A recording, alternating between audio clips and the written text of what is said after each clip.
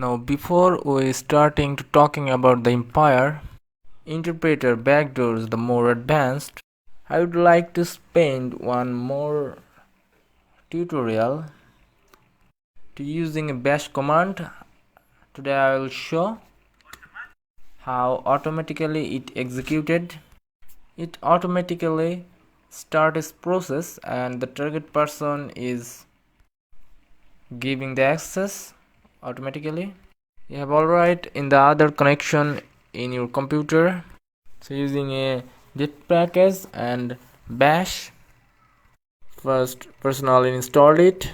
So if you use this way, you have another connection in empire and it is a regional connection.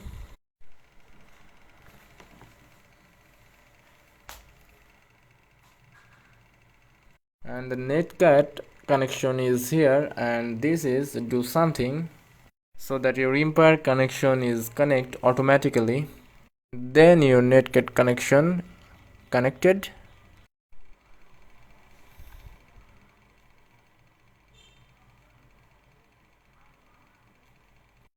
So first give a single command. So I give the same netcat command using netcat, and it is ncvvlp and port is 8888 because listeners in empire use 8888 this port.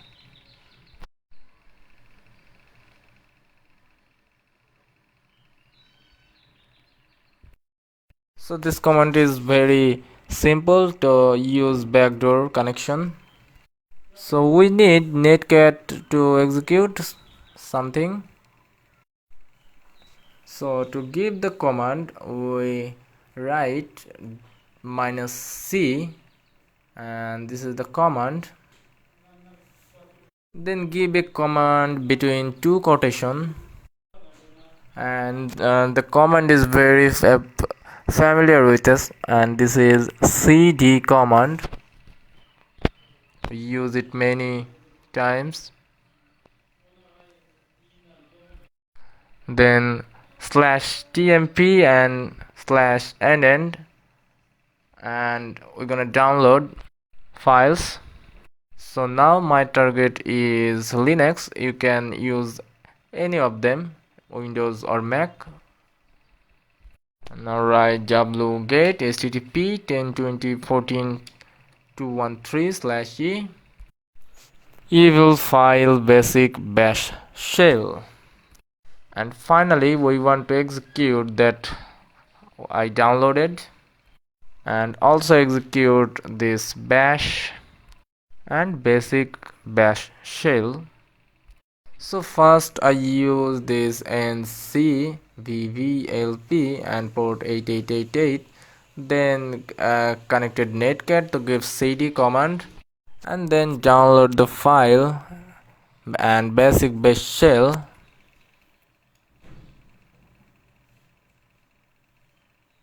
The result we run this command is here,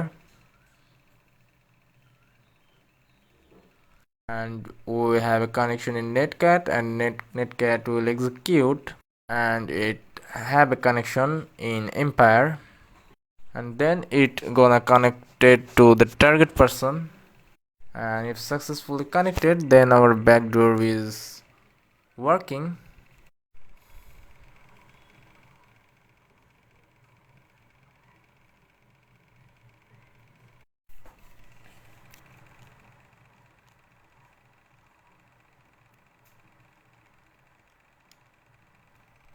Now I'm gonna go to my Linux machine and enter and back.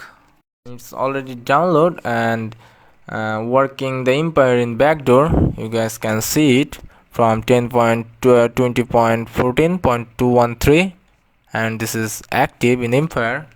Now I do agents and interact with this and give comments sysinfo as usual and confirm. And now I see the inside target. The connection is here is flow on netcard. so we don't need that, and I got better access, better information for the target by the help of empire in backdoor. And if you want to, any command is here and any source is execute here, and to use this way you can execute any command from the target computer and have more advanced information gathered to your target. And if you can use this in so many times by needed.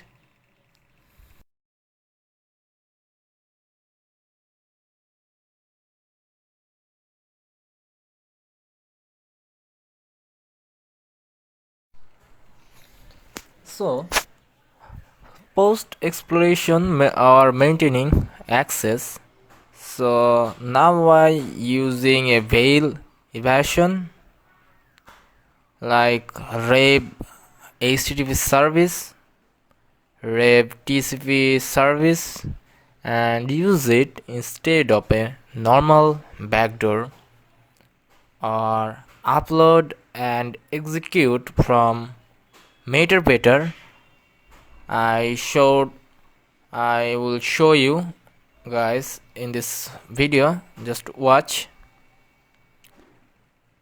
And does not allows work using persistent module like run persistence -ace. This is the command how to run persistence -ace, and detectable by antivirus programs. Detectable antivirus programs, and using metasploit and veil evasion, more robust plus undetectable by antivirus. And this is how we do it. Use exploit windows, then local and persistence. Set session, obviously need a session ID. Set exe, custom backdoor location, and exploit.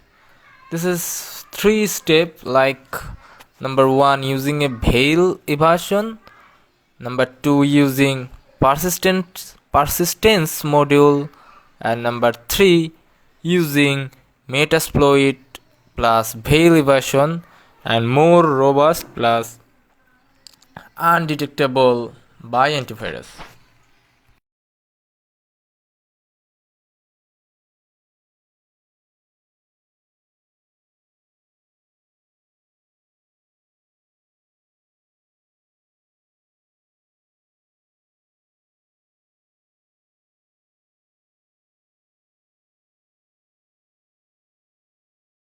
So starting interaction with metadata, and metadata I show you guys how can you run persistence, like run persistence command -ace, and metadata script for creating a persistent backdoor on a target host.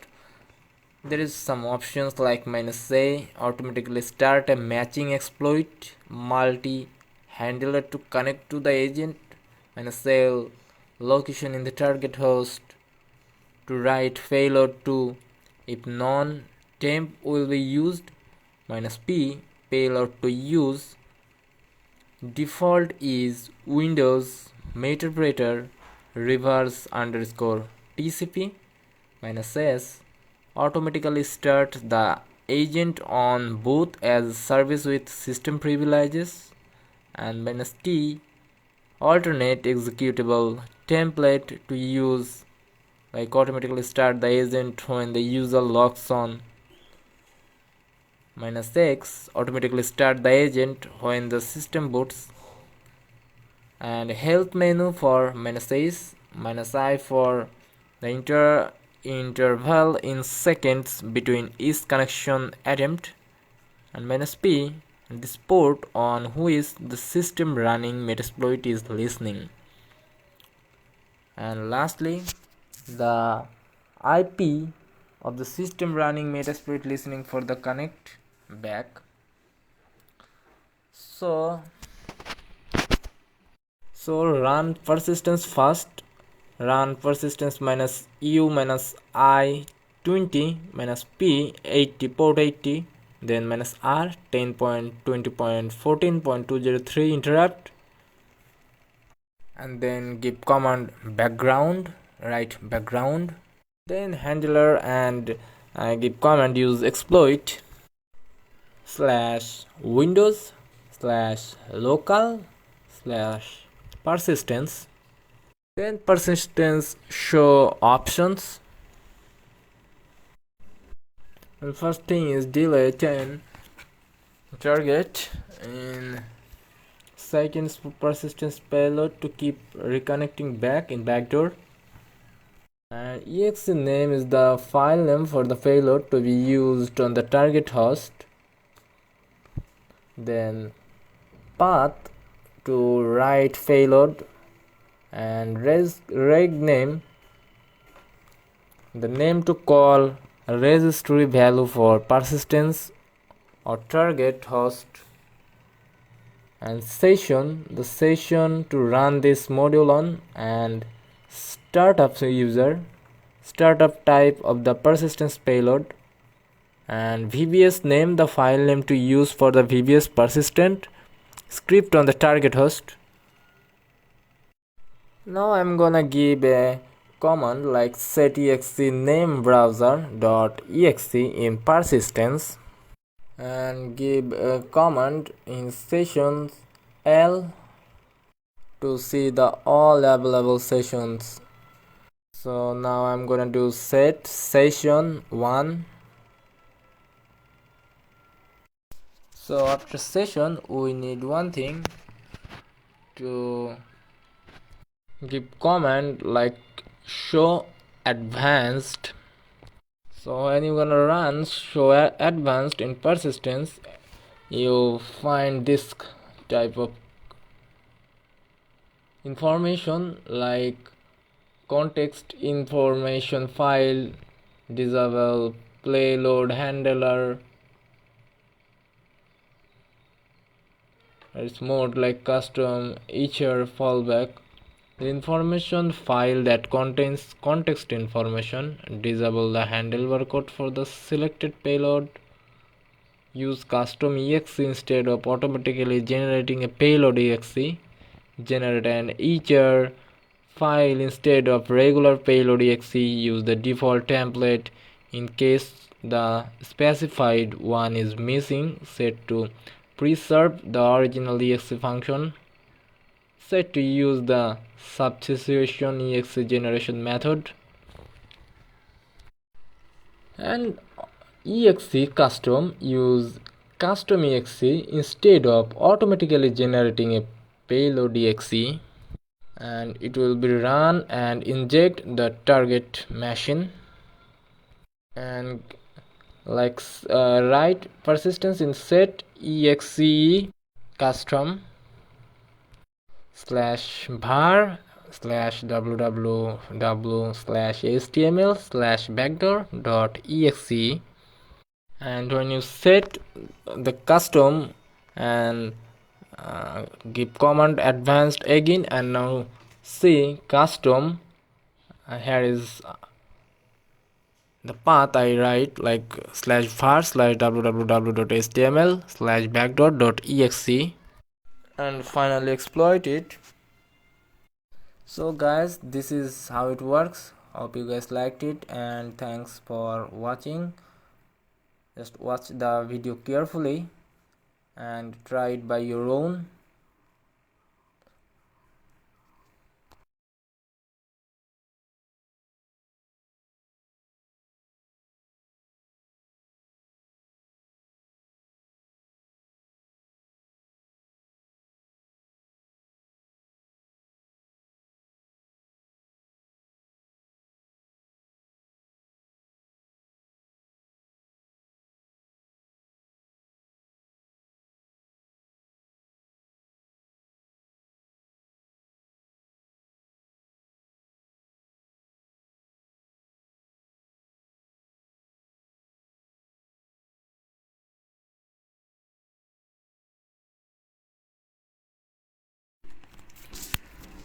Hey there, let's talk about keylogging using a keylogger with Metasploit.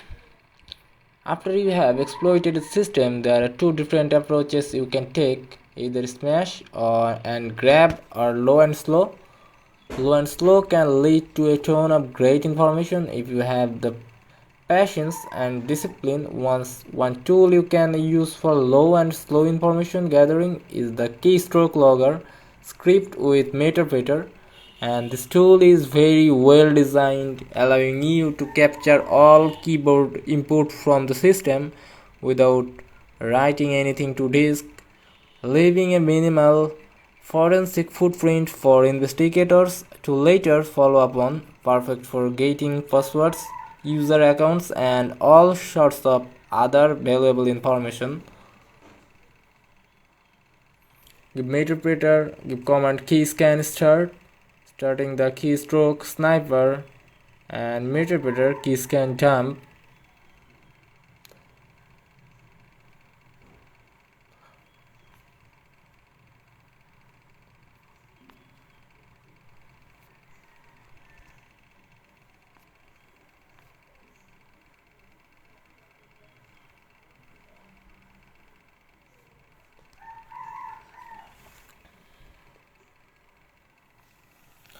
Keystroke logging, often called keylogging, is the action of tracking or logging the keys struck on a keyboard, typically in a covert manner, so that the person using the keyboard is unaware that their actions are being monitored. Almost 95% keylogger is used for unintended purposes such as hacking, spying, or many more.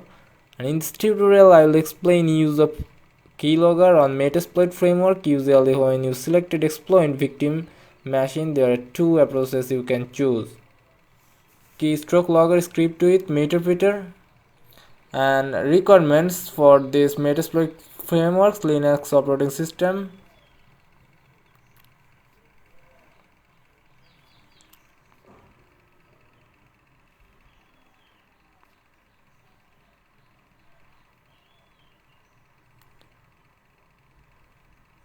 so now let's talk about pivoting,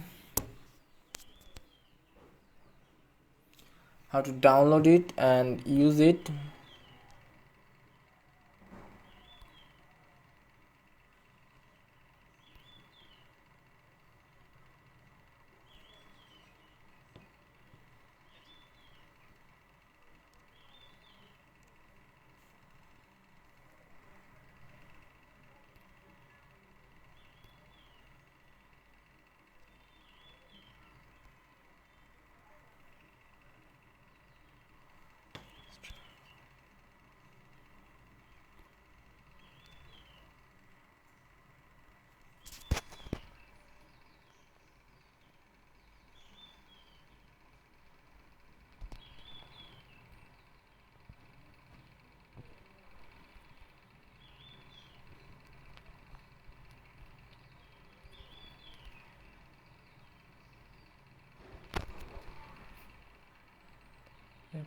Strikes.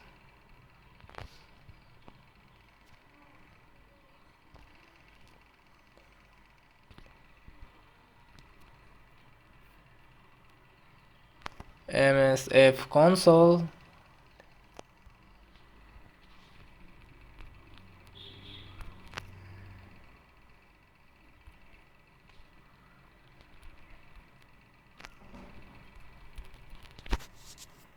Show exploits.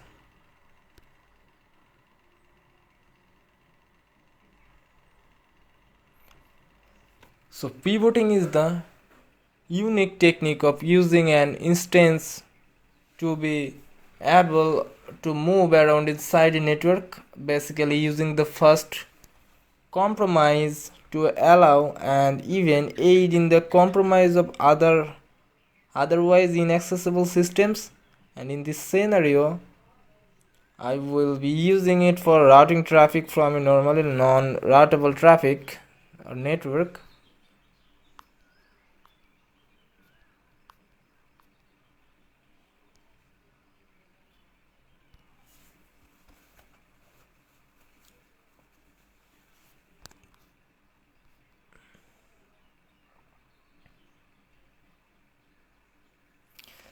So how pre-booting works, like a network with the, like example, a network with the range 192.168.1.0/24 where the hacker machine has access, and another network with the range of 10.10.10.0/24. It is an internal network and the hacker doesn't have access to it.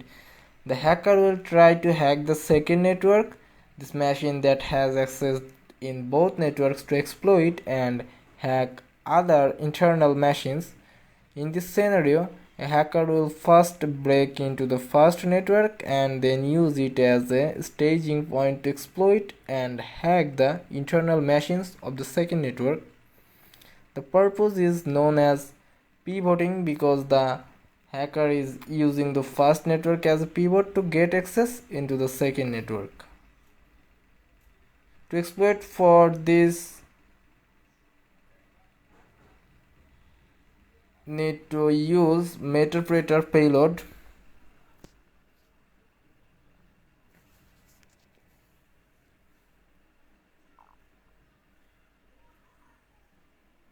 You command show options.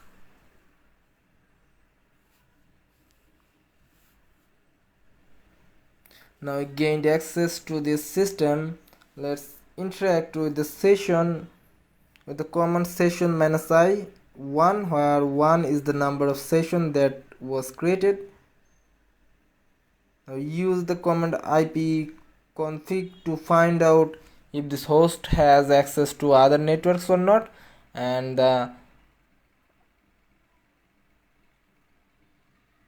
it connected with two networks, like one is a loopback network who is, and other network is 10.10.10.024 which will be explored.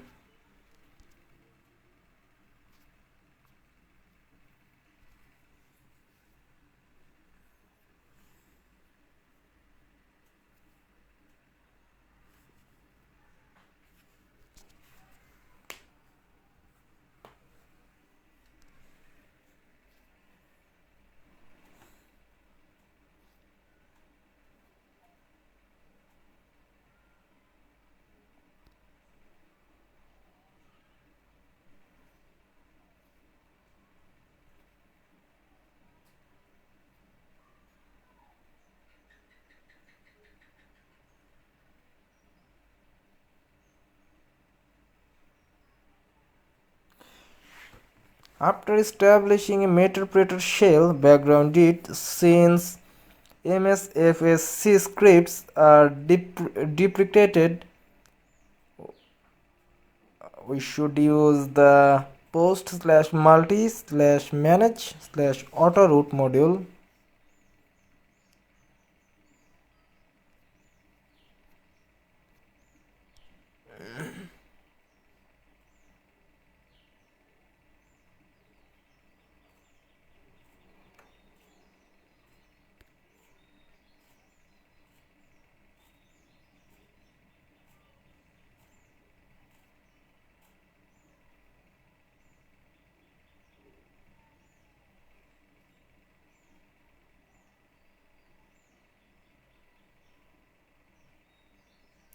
In simple words, that is to use one exploited machine as a gateway to access other machines.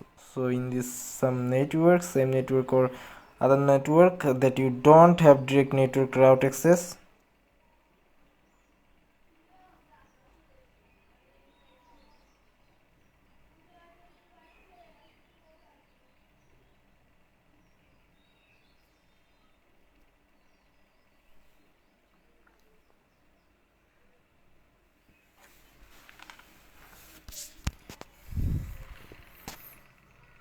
go Windows Task Manager and process, check process.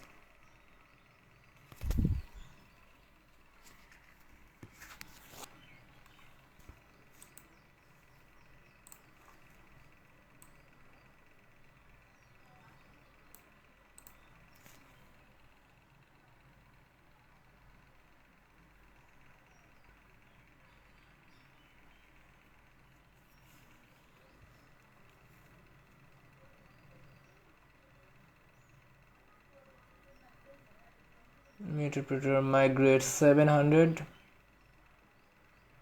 migrating it to 700. Migration completed successfully. Now get paid. Current bit 700.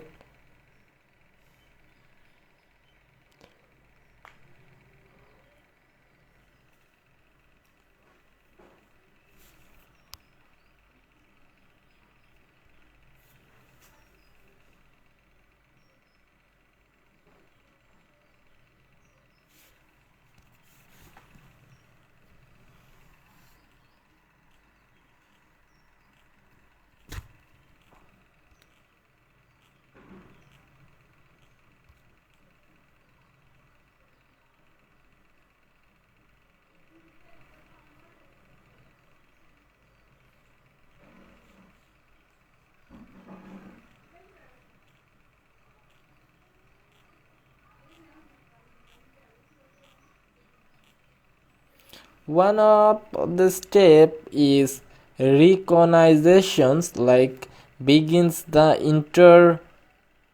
interesting part. We have exploited the Windows 7 system and have embedded a interpreter listener rootkit on the file system.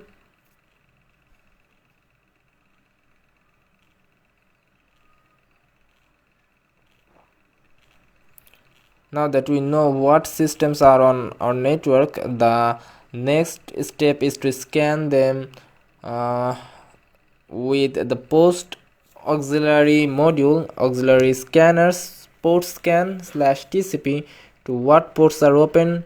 The open ports are good indication of the services running on the system.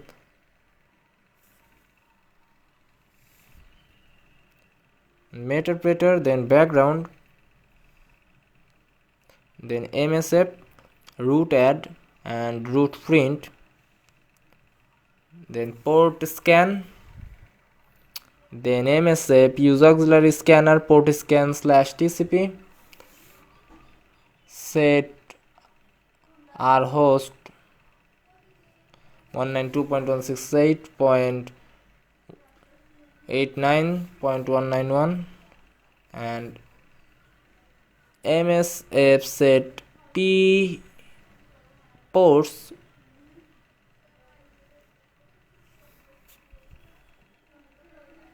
In this auxiliary module, we need to set the R hosts, remote or target hosts, and the ports we want to scan.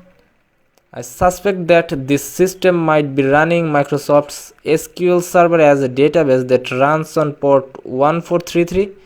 So I selected ports 1 to 1500 and note that MySQL run on port 3306 and Oracle on port 1521.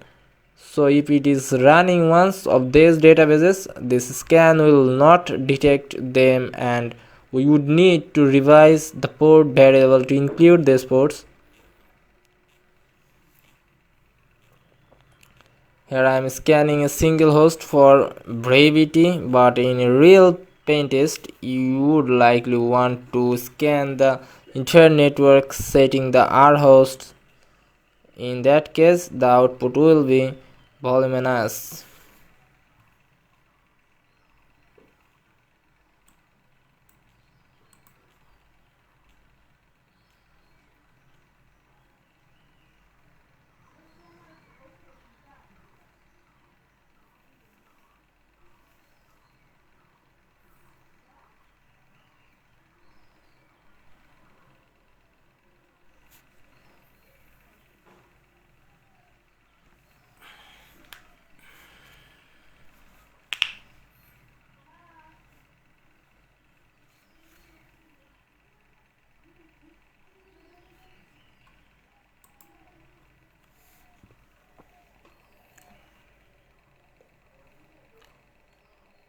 Finally, make a directory and write hello, I left this.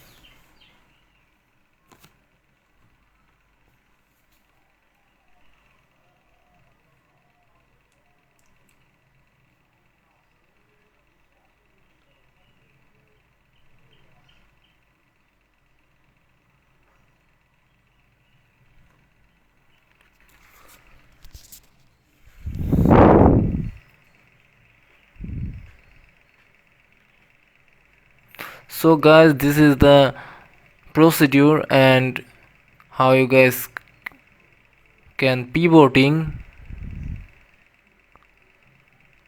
Watch the video carefully and try it by your own.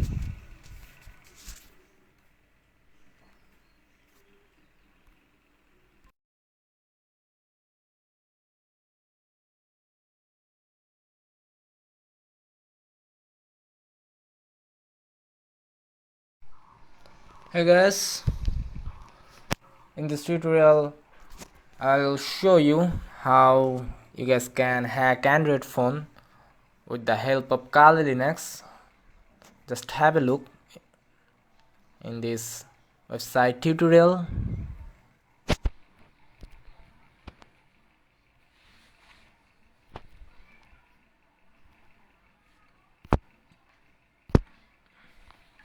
There are several ways to hack a cell phone, and in this video we are going to teach you Kali using Linux, where there is software script to spy on every detail of the device. We can spy on any mobile phone. This tutorial is how to hack Android phones with Kali, how to hack an Android phone using Kali in Kali Linux in recent years. So how to hack mobile phone using Kali Linux? We want to introduce you to how to hack a cell phone using Kali Linux. In this video, I will teach you how to hack an Android phone using Kali Linux and find the location of the target victim's mobile phone and find a text message. So we need Metasploit.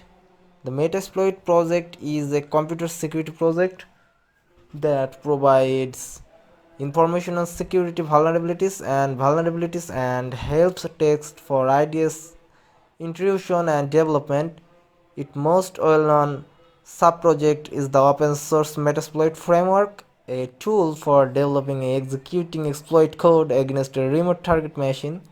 And other important sub-projects include opcode database, code shell, archive, and related research. The Metasploit project is known for its illegal tools and evasions, some of which were developed and presented within the Metasploit framework.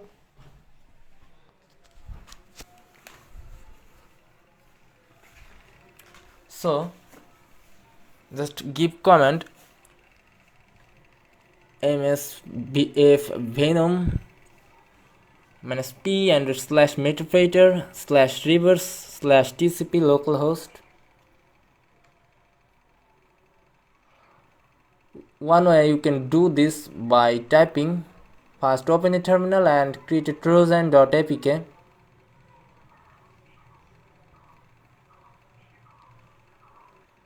Attention, before you start working with Kali Linux software,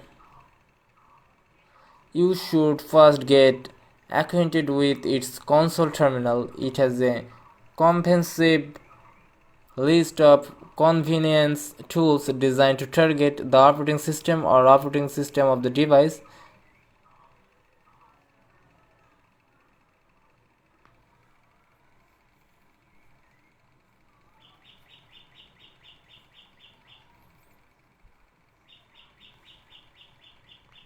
Local port equal 5555.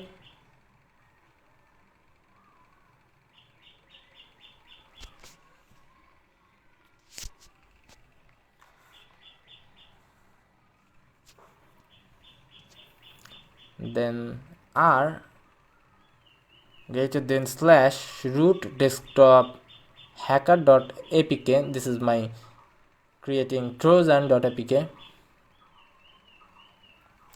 You can also hack Android in the WAN through internet using your public external IP in localhost and forwarding port. And step 2, open another terminal to generate the file. Load the Metasploit console by typing ms console f console And step 3, set the listener. After loading, this will take you some time. Load the exploit multi-handler by typing use exploit slash multi slash handler.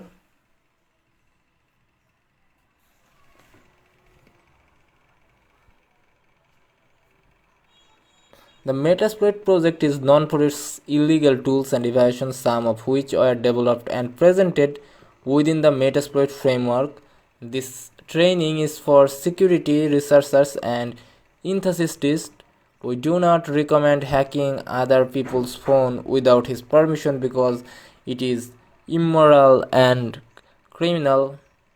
Before you start working with Kali Linux software, you should first get acquainted with its console terminal. It has a comprehensive list of tools. We will use the common tools called MSFV Venom to penetrate the virus on your Android phone. Produces different types of software based on user selected options. It works on many platforms including Windows, Android, OpenBSD, Solaris, Java, PHP, and gaming hardware.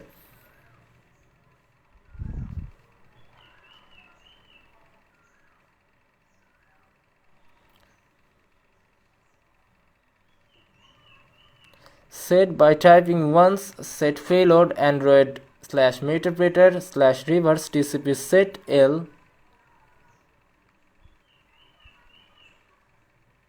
localhost 192.168.0.4 to set host type. Even if you are hacking on a WAN, type your private internal IP here, not public, external. And step 4, exploitation.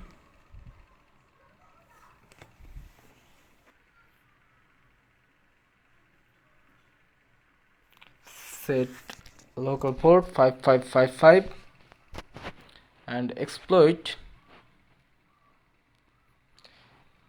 At the end, tapping to start the listener. Copy the program you created from the root folder on your Android phone, then upload it to Dropbox or any sharing website such as speedyshare.com. By uploading it, then send the link to the website, gives it to your friends and use their phone. So in internal stores, starting the payload handler.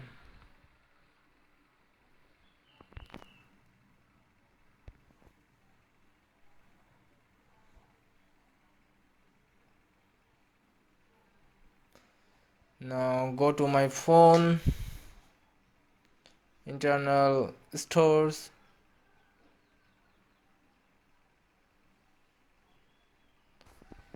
and what is recently made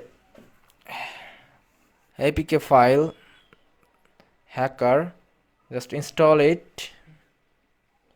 Simply click next.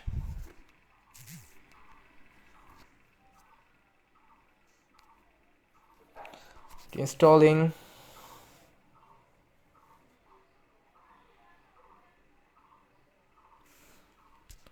Now give command webcam underscore s snap and webcam is starting.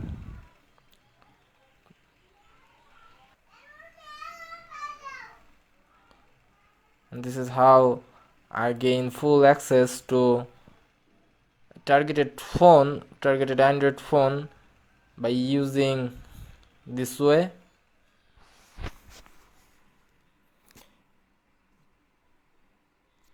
You can also see the connection, you can also see the SMS contact or many more.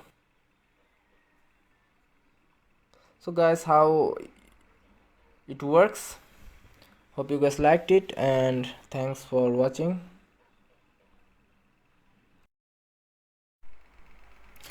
Hello everyone. So let's talk about Mac OS X and use Meterpreter on OS X to gaining access. Hello world, this is my first submission to Nullbyte. I noticed something little strange, particularly that whenever Meterpreter is discussed, it is virtually always in the context of Windows. Granted, the Windows Meterpreter is more powerful than the version that can run on OS X. It has several more commands, but I think it is still worth nothing how to do it. I've even seen people mistakenly say that Meterpreter can only be run on Windows, which is not true. Meterpreter can easily use to target OS X by using the Python version of Meterpreter, since all Mac OS X ship with Python.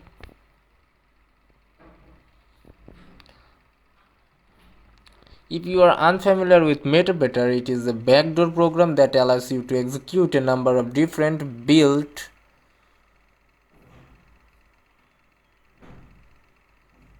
in commands on the targeted computer, including spawning a shell, downloading, uploading files from the target computer. And in this tutorial, I will assume that you have an instance of Kali Linux available to you, since I will be using it as the attacking system in this guide. So generating Python script with msf venom, like in order to create a Meterpreter instance that will specifically connect back to our attacking computer from OS X, we will use msf venom to produce a Python based Meterpreter. And in this guide I will be using the reverse TCP option.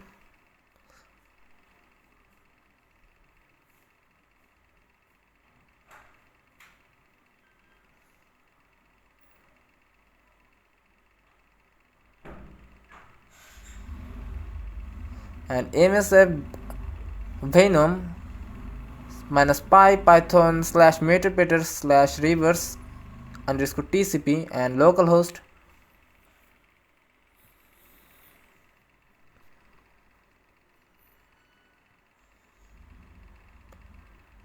One more thing, using Metasploit's handler, open up Metasploit either to browsing applications Kali Linux, Metasploit framework, or by simply opening a new terminal and running the command msf console.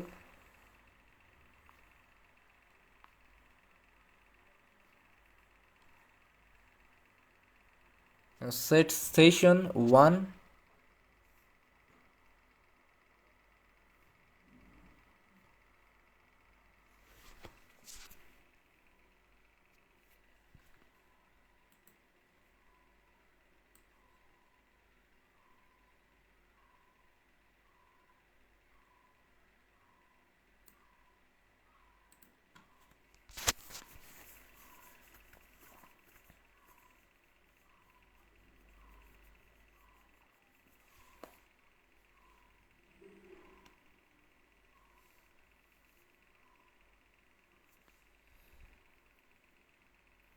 Set payload OS X /x86/shell reverse TCP.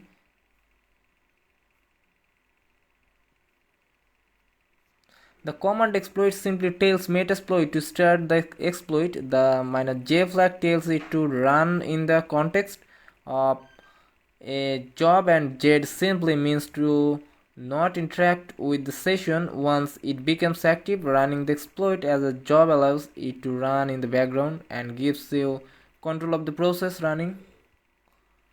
And your screen should then look like this.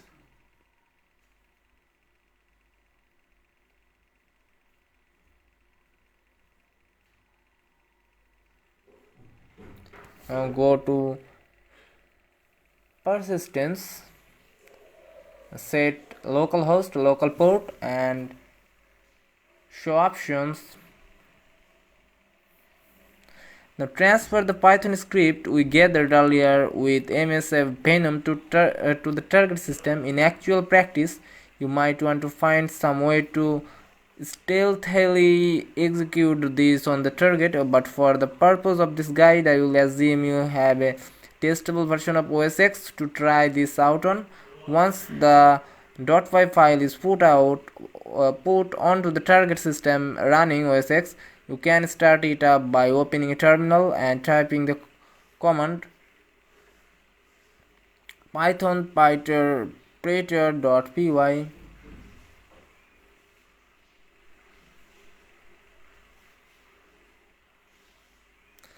To see a list of commands available on this interpreter, simply enter the command help. Some particularly using commands you might find here: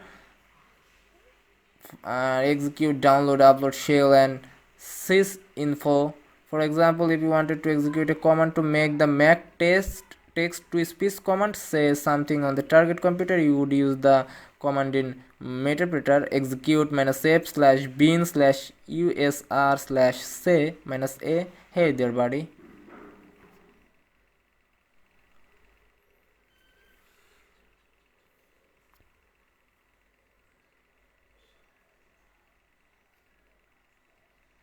And upgrading a shell session to Meterpreter, an alternative and quicker way to get the Meterpreter running on the target machine would be to start up with a reverse shell like I showed in step 2. All you have to do is set up a handler in Metasploit, but there you would set the payload to osx/x64/shell reverse tcp instead. All the other steps in setting the handler would be exactly the same. This way you don't even need to generate a script with msf venom to get this working. Simply run the handler, restart,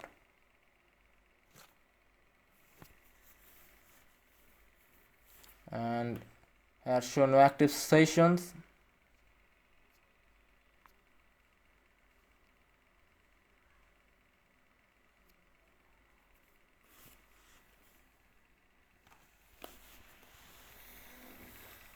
Use exploit/multi handler msf exploit handler command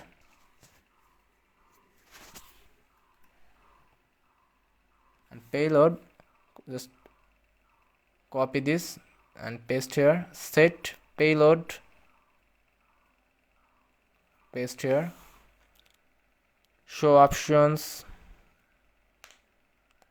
for msf exploit handler. Set L port local port 2222 and set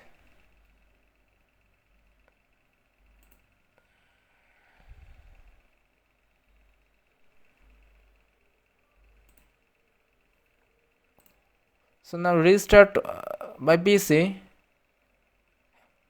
completely restarting.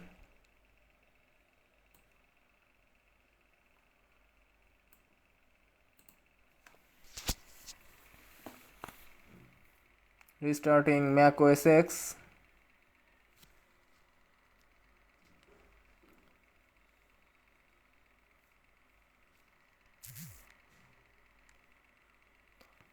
Show options again.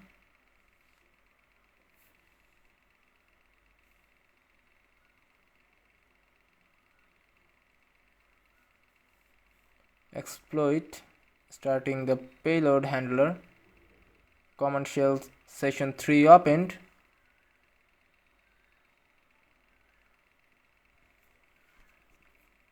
After restarting Mac,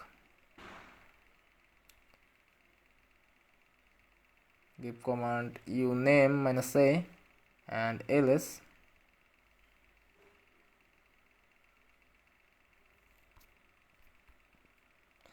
Now it will do it all for you and it should open a new Meterpreter session leaving your shell open. Hope you all enjoyed this tutorial and found it useful.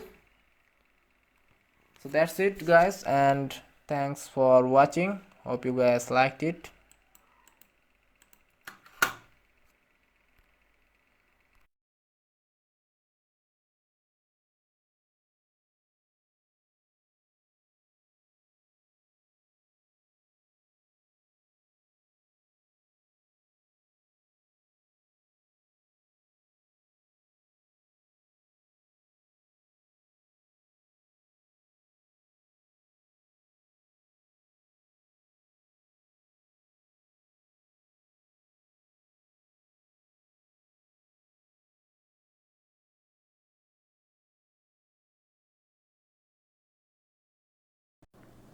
Social engineering is the act of exploiting human weakness to gain access to personal information and protected systems. Social engineering relies on manipulating individuals rather than hacking computer systems to penetrate a target's account. Social engineering refers to manipulation of a target so that they give up key information. In addition to stealing an individual's identity or compromising a credit card or bank's account, social engineering can be applied to obtain a company's trade secret or exploit national security. Attackers often use the surprisingly simple tactic in social engineering schemes, such as asking people for help.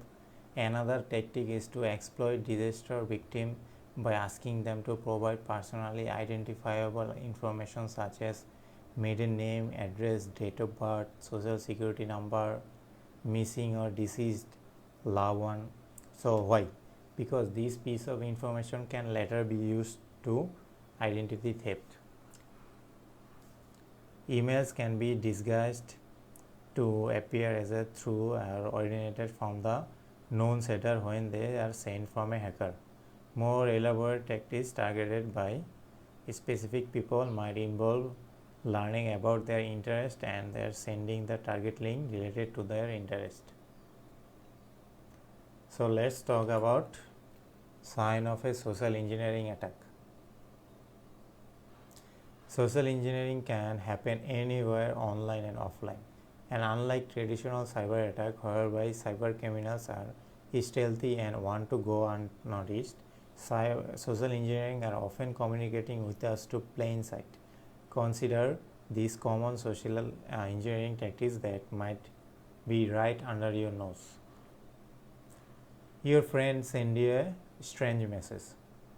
Social engineer can pose as trusted individuals in your life, including a friend, boss, co-worker, even a banking institution, and send you a conspicuous or suspicious message containing malicious link or download. Just remember, you know your friend best, and if you send them if they send you something unusual, ask them about it. Your emotions are highlighted. The more irritable we are, the more likely we are going to our guard down. Social engineers are a great at stirring up our emotions like fear, excitement, curiosity, anger, guilt, and sadness. In your online interaction, consider the cause of these emotional triggers before acting on them. The request is urgent. Social engineers don't want you to think twice about their tactic. That's why many social engineering attacks involve some types of urgency, such as sweet cakes, and that's how you now new or cybersecurity software you need to download and to wipe a virus off your computer. The offer feels too good to be true. Even ever receive news that you didn't ask for. Even good news like winning a lottery or free cruise. Chances are like that are often seems to be good to be true. It's just that are potentially social engineering attack. You are received help and you didn't ask for.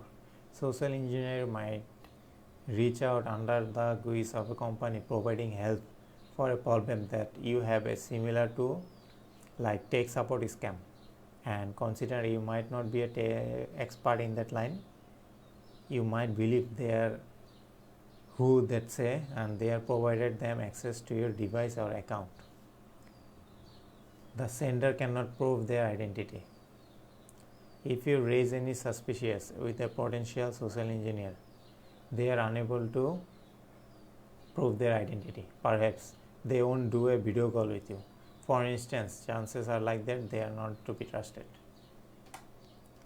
So here are a couple of the social engineering attack are common in our cyber attack. So almost all cyber attack have some sort of or some form of social engineering involved. The most social engineering technique also involve malware, meaning malicious software that unwillingly wreak havoc to our daily life. And First one is like scareware. As the name indicates, scareware is a malware that's sent to scare you to take action and to take action fast.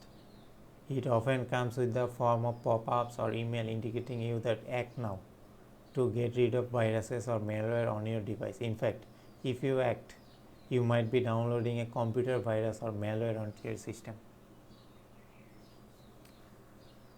So let me give you an example of scareware. So in 2019, an officer supplied and tech support company teamed up with a commits scareware act. The office supplier requires employee to run a rigged PC test on customer's device that would encourage customer to purchase unneeded repair service. Ultimately, the Federal Trade Commission ordered the supplier, the tech support company, to pay a 35 million settlement. Email hacking. It is our nature to pay attention to the message that people we know, and social engineering know this all too well. Commandeering email account and spamming contact list with phishing scam and messages. So an example of this is, so if your friend send you an email with the object like check this out, it's really cool, so you might not think twice before opening it by taking over someone's email account.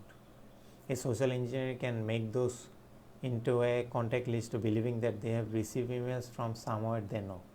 The primary objective includes spreading malware and tricking people out of their personal data.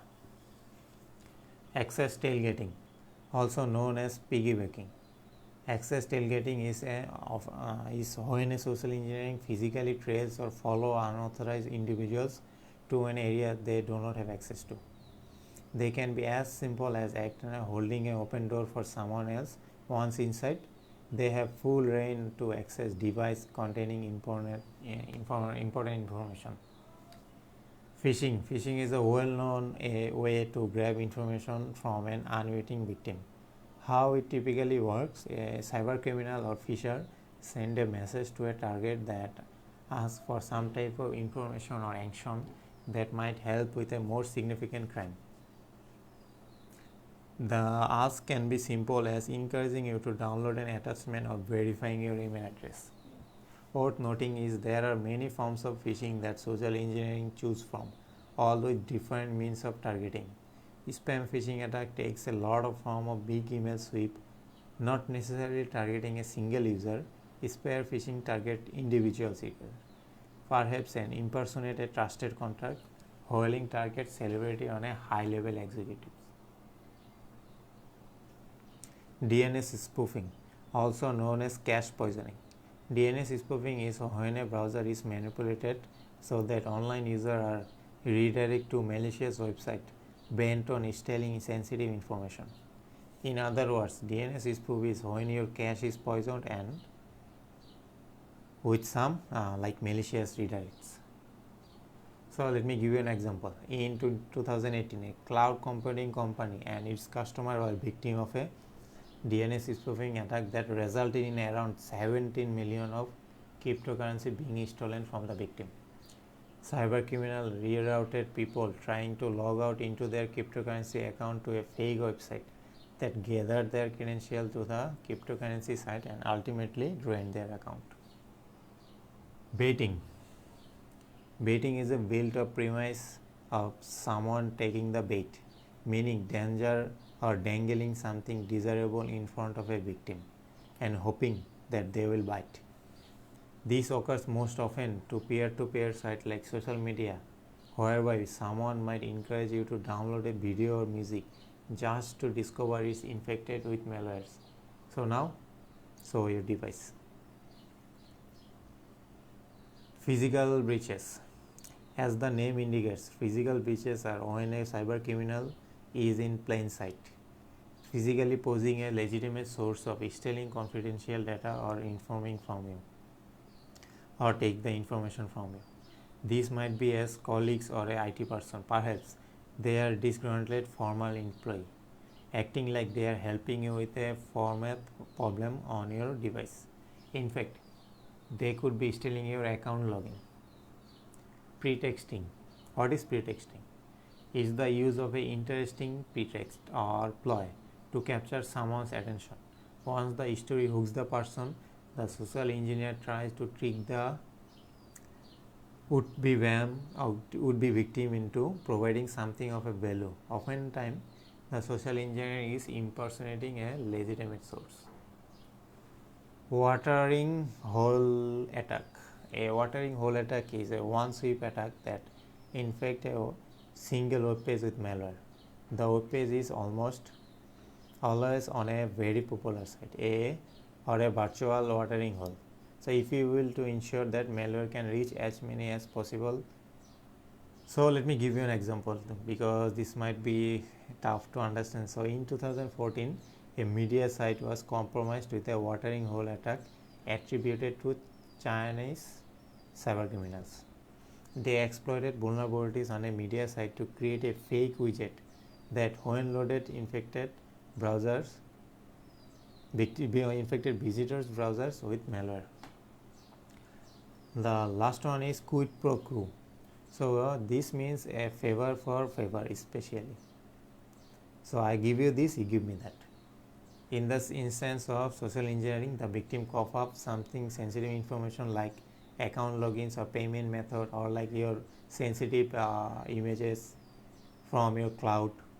So they act like the account or payment method, and then social engineer doesn't return their end of the bargain. So as an example, like a video gaming example, you might be on a video gaming forum and on the lookout of the cheat code to surpass a different level. Perhaps you wire money to someone selling the code just to be never hear from them again and never see your money again, but you already gave the money, so and you cannot take your cheat code or get your money back. So that's called quid pro quo. So that's the all of the types and ways that common cyber attack as a social engineering attack. In this section, I will focus more about the tools that can be used in social engineering.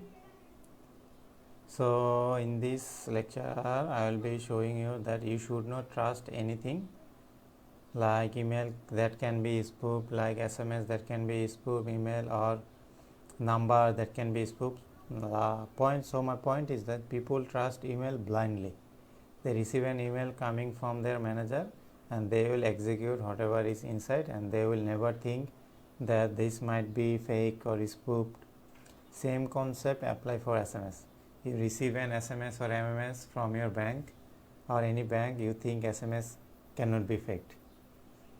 It can be faked, even mobile number, so it can be faked. So it's not really a attack section. It's more about into the tools that is used into like a malicious hacker to utilize.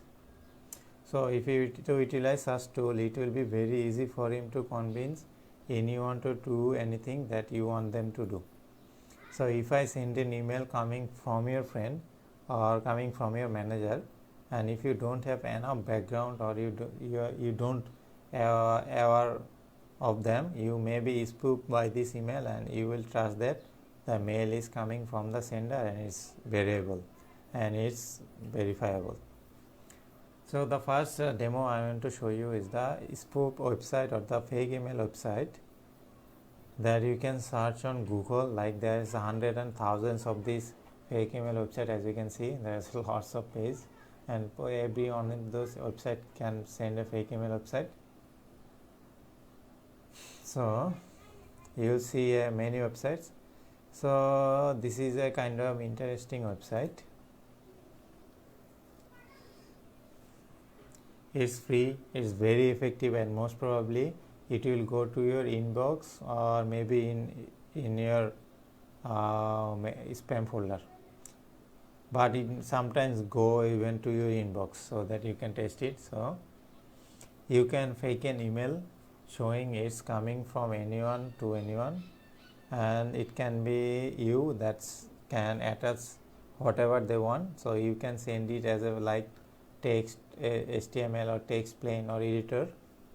So it will show like those messages coming from LinkedIn or from Twitters or some kind of things like that.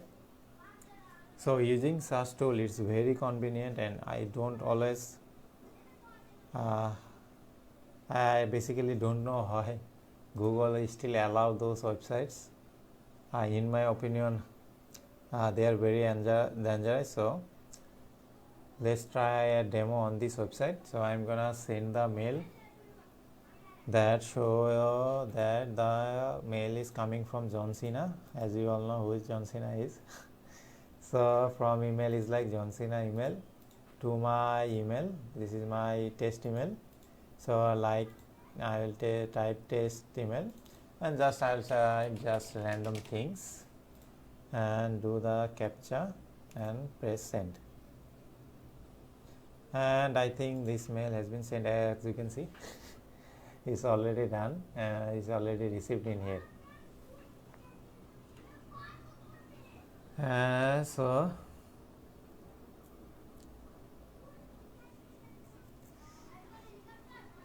as you can see, this is his email, and this is also his email to my email, as you can see in here. So imagine what can be done using this tool. If you can convince someone to like receive money, or convince someone, and you send someone for money, or send someone to his wife or his girlfriend or whatever was the case, to tries to convince him as his wife or girlfriend that he or she may need money emergency. So it may show it's coming from Microsoft, Google, or coming from any bank. But I have to tell you this is completely illegal, and in some countries it's a federal crime. So it's not something to play with it. You are doing a proper penetration testing in any organization, and you will see you need to check if people have enough awarenesses that if he is received a suspicious email, they will verify you can use this tool. So now only one weaknesses you have in such tool is that it's a one-way process. I mean, you can send an email showing that it's coming from someone, but what if the victim is reply back? The reply is going to be the right person. And that's why when people use such tool, they will never ask you to reply back. They will ask you to do something instead of replying the email, like asking for money, or asking for some information, or personal information, or your bank information, something like that, or your credential of any username or password, etc., etc. And I saw many girls in my country are spooked by this email, and they send money like 10,000, 15,000, also $5,000 to these people anonymously, and they suffer after that. So I have many example of like this, where people still reply or send money to these websites.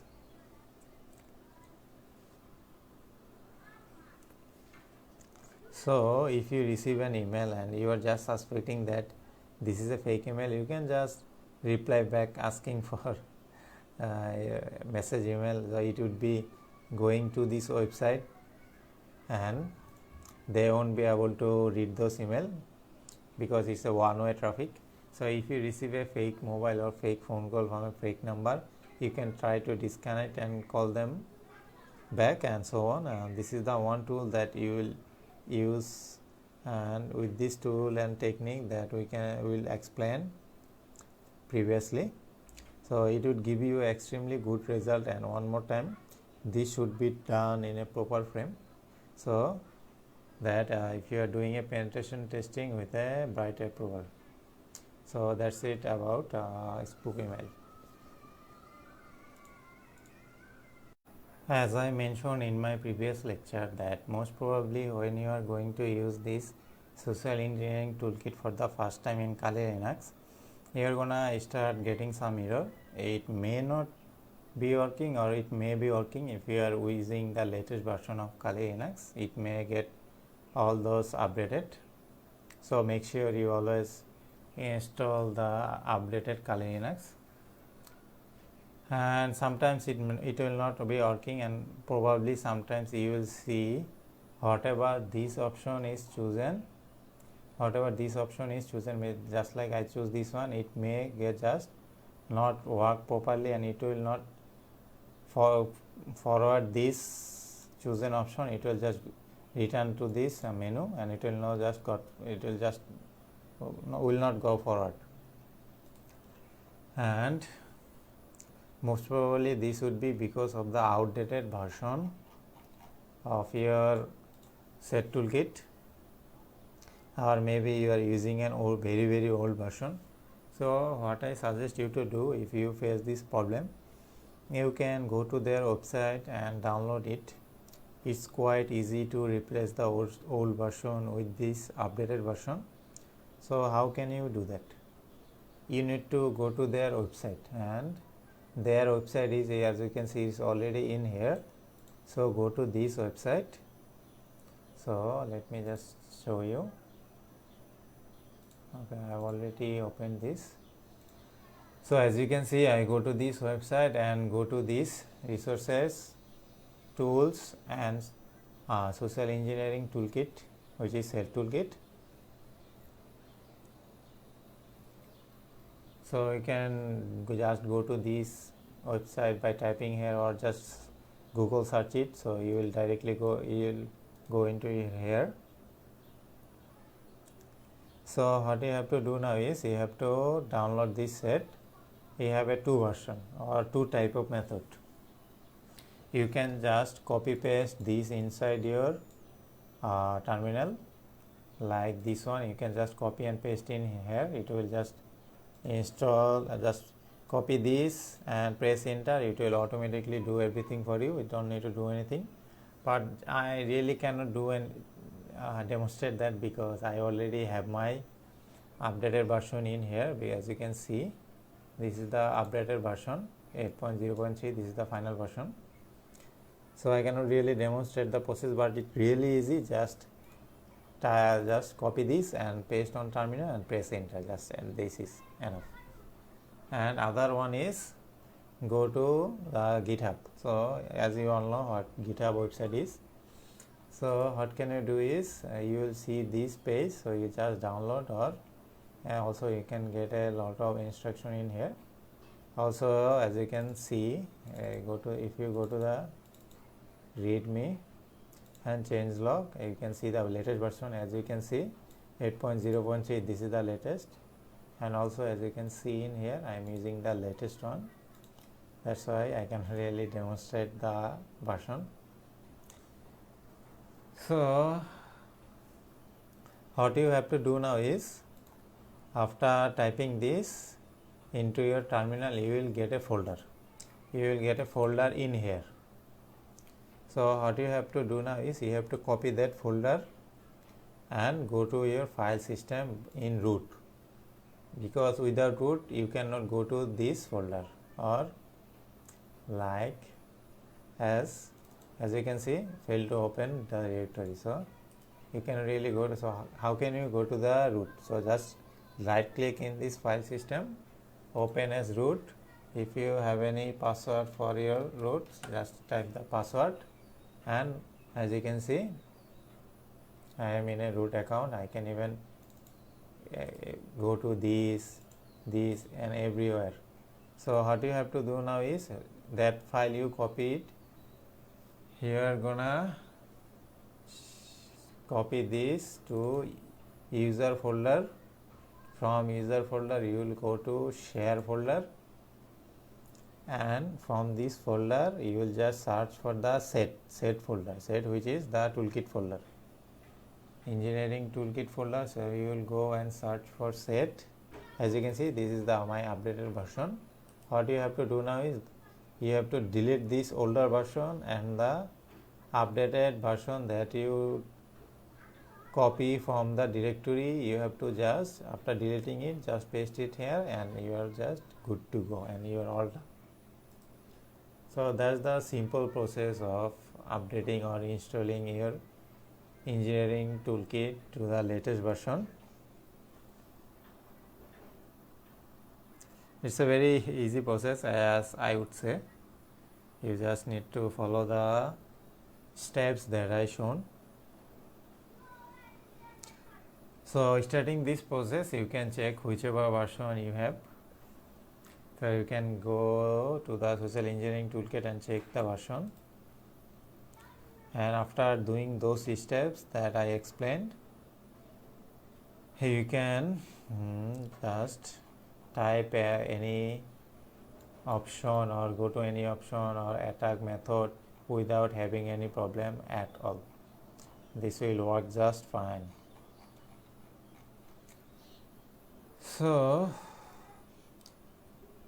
that's all about how you can solve the problem using the website of this trusted sec or the GitHub, and then updated this version, and all your problem on this toolkit will be solved. In the previous lecture, we talked how to use the social engineering toolkit to capture credential from any website, and we saw how easy it was, and it's not detectable by any antivirus or any protection. So now in this lecture we are going to see how to use the same tool but for compromising the website. And what we will do is, we will be doing in this lecture is that we will create a affected website, and we are going to embed a malicious code in that inside. So, and if anyone open that specific website, the malware or the payload will be installed on his computer, giving us the full access to the computer. So now this used to be very complicated to do, but using the social engineering toolkit, it is became very easy. So let's see how to do that, and what is the capability of social engineering to get where we're gonna go is, we have to use the Kali Linux machine, which I am using on my virtual machine. So what you have to do now, you have to go to application exploitation tool and just open this social engineering toolkit. So after opening this will load up with this.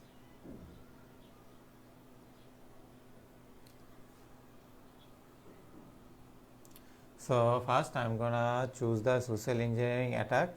So what we have to do is, now you have to choose one first to select the social engineering toolkit or attack. Then this will come up. Then we are gonna select this one, website attack vector. So we are gonna simply just type 2, no comment, nothing, just select the type 2 and press enter. So this will come like this one. So previously we showed on my lectures how to use this credential harvester attack method. Now we are gonna took the Java applet attack method. We are gonna use this today. So what you have to do now, you have to simply just type 1, because this is 1. Just type 1, press enter, and it will ask you to create a fake website with a payload inside. So what you have to do now is, you have to choose this from these 3 options. Or do you wanna use web template, or you want to use a fake website or site cloner, or you want to use a custom one. For simplicity, you are gonna choose we're gonna choose web templates. So just press 1. So the next question will be asking, as you can see in here, which one of these you want to use. So this will be used in case you are doing this attack remotely, and by that end of the lecture I will also show you how to do the same attack, but not on the simulator, and in the future I will show that also. So if you do attack remotely, I mean you do need to provide a link for a user outside your network to access, then you can compromise the system that you choose. But since we are gonna do that right now in our machine, we are gonna just type 2 because we are gonna use the applet built into set. So simply just type 2, it will ask you some information, it will give you some information. So as you can see, self sign is an accepted in the newer version of Java. So what you have to do now is you have to, previously we demonstrated on Google website or even Twitter, now we are gonna choose Java required. So you are gonna choose this template, so just select one and it will generate a payload that you want to use. So what you have to do now is you have to use this default one because this will drop a metapreter payload through the PowerShell injection. So just simply just type 1, press enter, then they will ask you to do the port.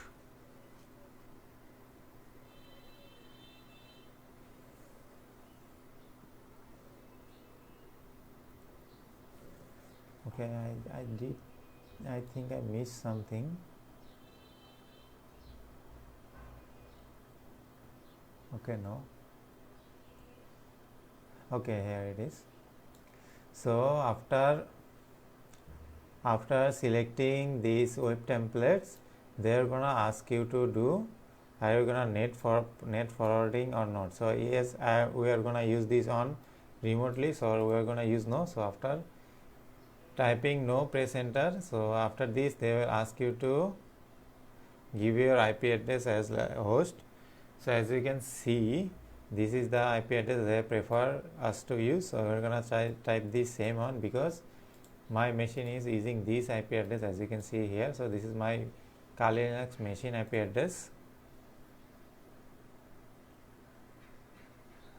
So now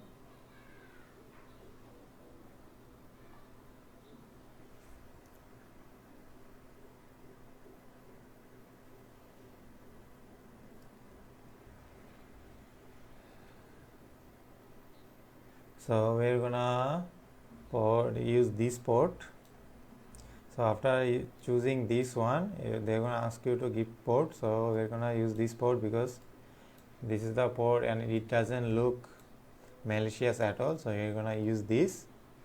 So after this is the very important part. We are gonna select this metapreter reverse TCP. So because this is the best one to use, this will allow the victim to connect back to your machine. So in this GAN, so choose this payload set, then this will connect to my computer, and this is a very important step, as I am already repeating this is very important. While you are trying to do this attack, you need to try website that will run. So most probably if the victim has an antivirus, he will detect that some application is trying to run. So only way to bypass that is to encrypt this malicious code or this malicious exploiter. So those are sometimes of encryption and some of them are working. To bypass this kind of antivirus, you have to use the test this like bypass Norton, McAfee or Kaspersky. So this one can bypass which one you want to according to the information that you gathered about your victim, that which antivirus they are using. So if they are not using any antivirus, so that's then pretty easy. So what you have to do now is you have to select one, as this is the Windows metapreter reverse TCP. So just press 1, enter. As you can see, they gave me error because in my machine the Apache was running. So if you have shows the same error. Just don't worry. What you have to do now is you have to stop this Apache from running. So what you have to do now is you have to type Y to stop the Apache, and then the process will be on. So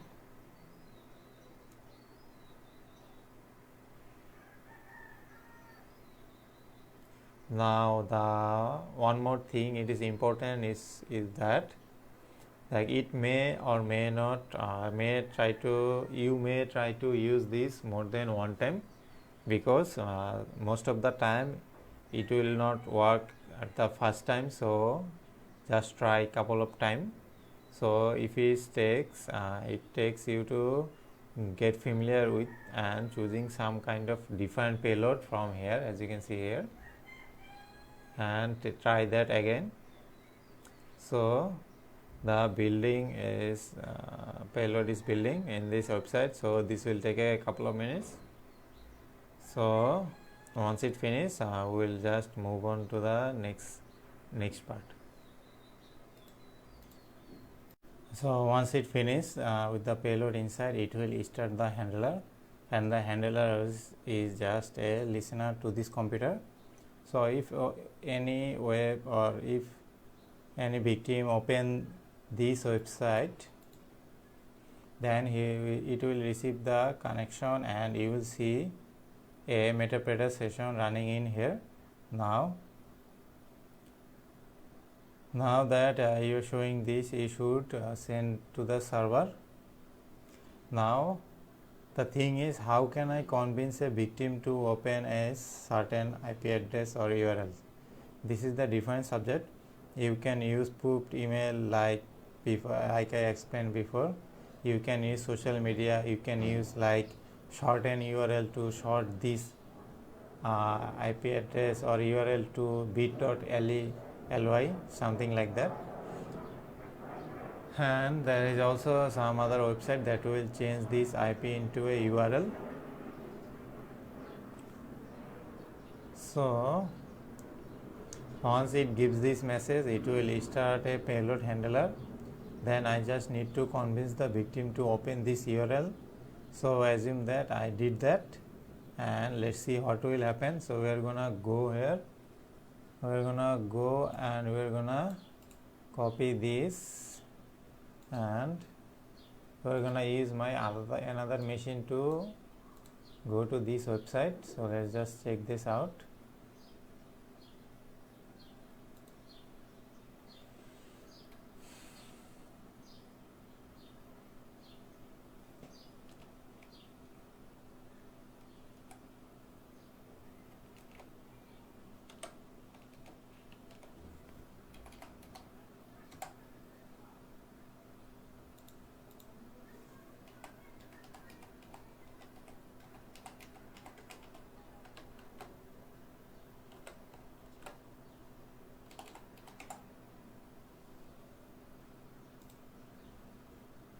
Okay, as you can see there, as I told you idea earlier, this may take couple or more attempts. So try that on a different computer and a different platform to see which browser is working and which browser is not working. As you can see, this is sending the status to this IP address, and this is what I was talking about. This is the message showing that this is not running on this website, and the website is a running driver. So the thing is, he can just click on it on this website, and you have to just do nothing. So you will not even receive any message or text. Then system would be compromised right away. So it's kind of text depend on your target. So you need to invest money in this attack or not. So as soon as you do that, the victim got the message and got a session on this machine. As you can see, this has created a session and established with the victim machine. It's a reverse session in a sense that the victim has replied back to me. So even if the victim had a firewall, it won't prevent this attack. So clicking on, just typing and listening this session will do everything for you. So this will how you will get everything from this machine, including downloading file, uploading or processes. So it will not be discovered at all. So one last point I want to mention here is that the attack that can do a different machine on the same time.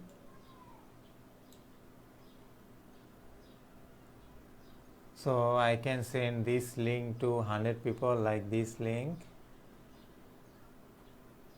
to 100 people,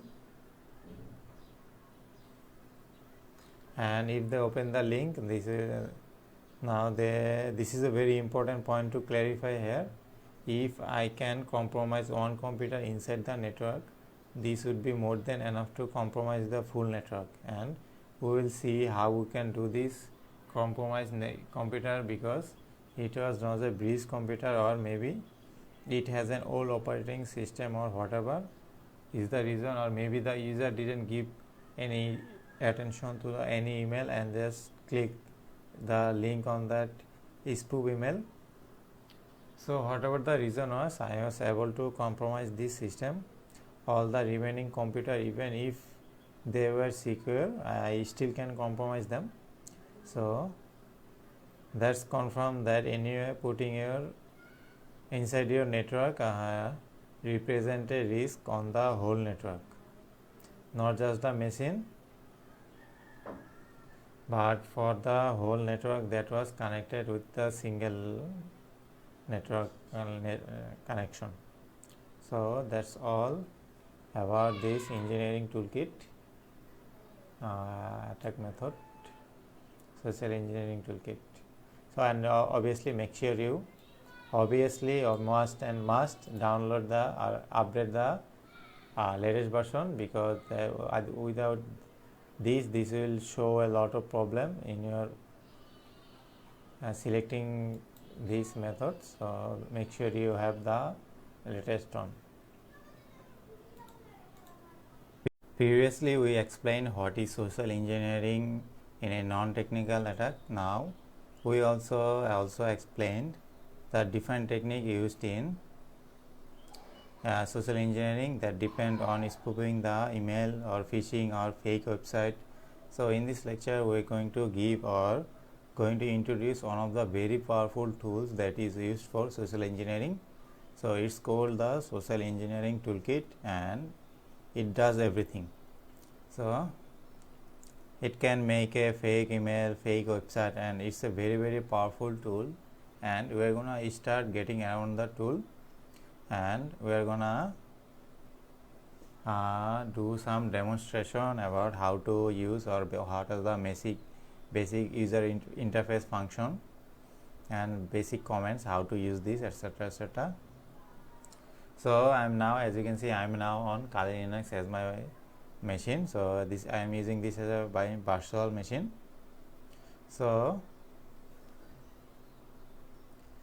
this tool exists in most of the Linux distributor related to the security. I mean, it exists in Backtrack, Kali Linux, it's everywhere, and it is pre-installed in every Linux machine, and it's even in Windows, but I wouldn't recommend it because Linux is much more powerful. So let's go and run the tools. So where can you find this social engineering tool? You can find this in Linux. Just click this application menu, go to exploration tool, social engineering tool, or you can just run the terminal and just type set toolkit, and it will run automatically.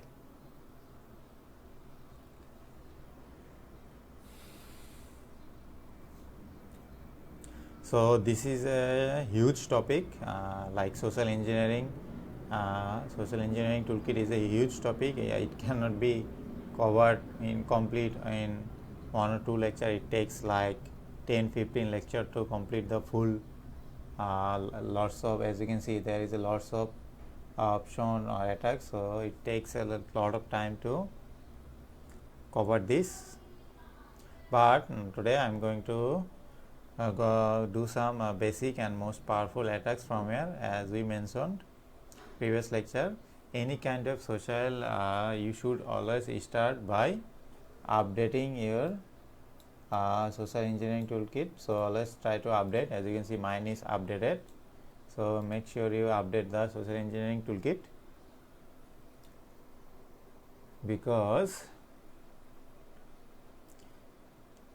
you should need to have also internet connectivity, and you should start by updating the framework and updating the social engineering toolkit, because sometimes there is a niche exploits, there is a new encryption for malicious codes, and there is a new technique that you need to do that frequently. But since this may take some time, and also I am updated, so I'm not gonna try that. So I'm just gonna go through the basics of those and focus on of those attack, which is the website social. So first let me choose this one. So how can you choose this? Just type on. It's very simple, very easy, and it will select.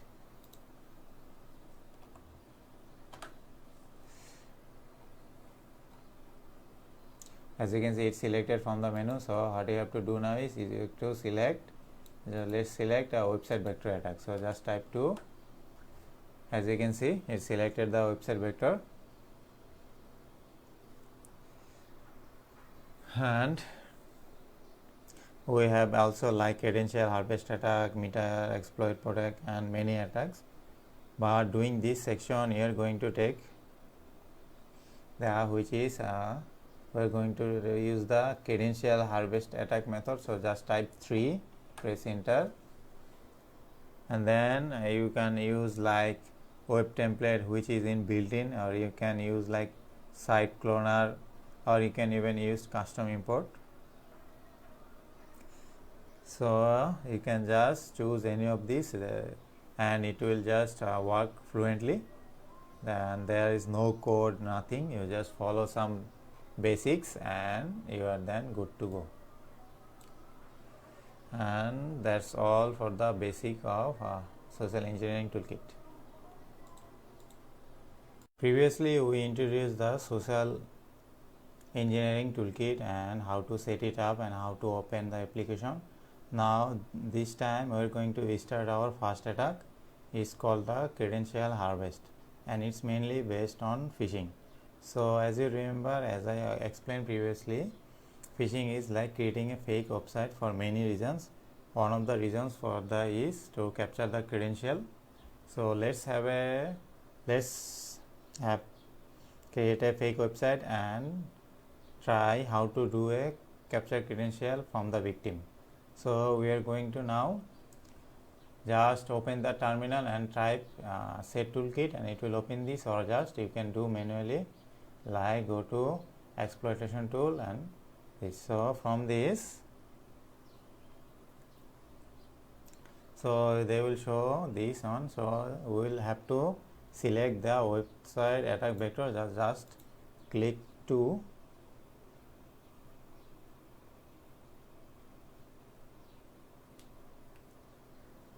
so after that you're gonna ask many sub methods. Now you have to choose credential harvester attack method. So just type 3, and they will ask you to they will give you example how we want to copy the website. So if we choose number 1, they are gonna provide us with some templates where we can choose the number, choose the website, or from the number 2 you can write down the specific website. They will create a similar website. And on the third one you can choose a custom one that you want to use. But For this case we are gonna use a website template. Now just type 1, they will give you some of the example of the website template. Before that you have to give your IP address of this machine. So how to check your IP address? Just click here, connection information. As you can see, this is my IP address, so just type IP address in here. So then they will give you the choice like Java required, Google, Twitter. So I'm gonna use Google to create a page. Then just type 2 and press enter, and then done. We are gonna, as you can see, information will be displayed. So the payload is started. So what you have to do now is you have to visit this website from victim machine.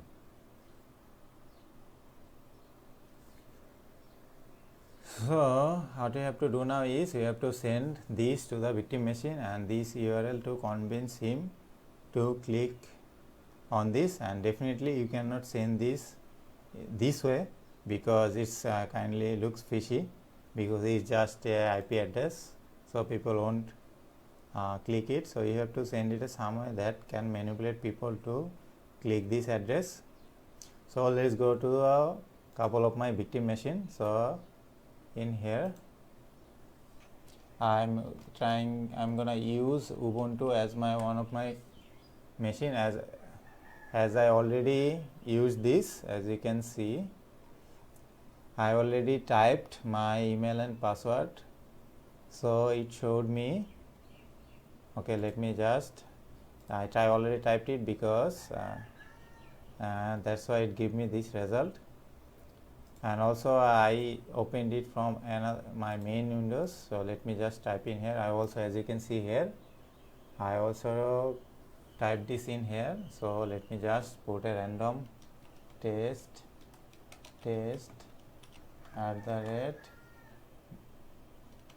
@test.com, then put any password 56789, click sign in, and all those will be stored in here. As you can see, voila, as you can see all of this in here. So how do you type in this? It will be all in here. So here I can see the username, password. So it is now, so as you can so you notice that we are able to draw the credential from victim machine to this machine. So anyone who will be logging to this web page, will have the Google website or any other website, we will have the all credential that we victim login. So this is how the username and password can be captured, and it can be done for other templates like Facebook or Twitter or even any website and that you want. So you can create a fake website with this, like bank or like organization portal, and user will write down their username and password and it will be captured right away. You don't need to do anything. See, it's very simple, very easy, and not detectable at any antivirus or any firewall. It will not detect. So also it will work on mobile as well, like Apple OS or Android. It will work on both platform. So it's related to the browser from where you are browsing. So if all browsers are infected with it, this is very simple attack, and it cannot be detected because the website is not installing anything on your machine. So in the next lecture, I'm gonna install a malware through the code of the machine, but this one will not be getting anything but open a website and just a fake server effect, and you will write your credential and it will be all in here. So who use so the people use different way to change the URL, like how can you use this URL to send people to log in? So people use different URL, like they shorten the URL by go to this website, and in this website you can shorten any URL that you want. So let me just type any URL like 192.168.1.101. that's the website that we visit. So just click, as you can see, people, you always see these types of shortened URLs, so they just copy this and they send and share to the victim profile. So whoever clicks on this URL will get a free page like a Google that I previously shown. So this is how the phishing is done with a very easy way, and an organization can test the awareness of people by sending them such a phishing website after taking a proper approval to see how the individual act. So if you have a good awareness inside your organization, they will check the URL and they will feel that you don't implement awareness and people are not aware of the security, then they can easily click and write down their credentials. So in the next lecture we are going to go something more advanced and more deeper, which is how to fake a website to download and something onto the victim machine that will give you full access of the machine. So let's move to the next video and see how we can use the social engineering toolkit in a more advanced way.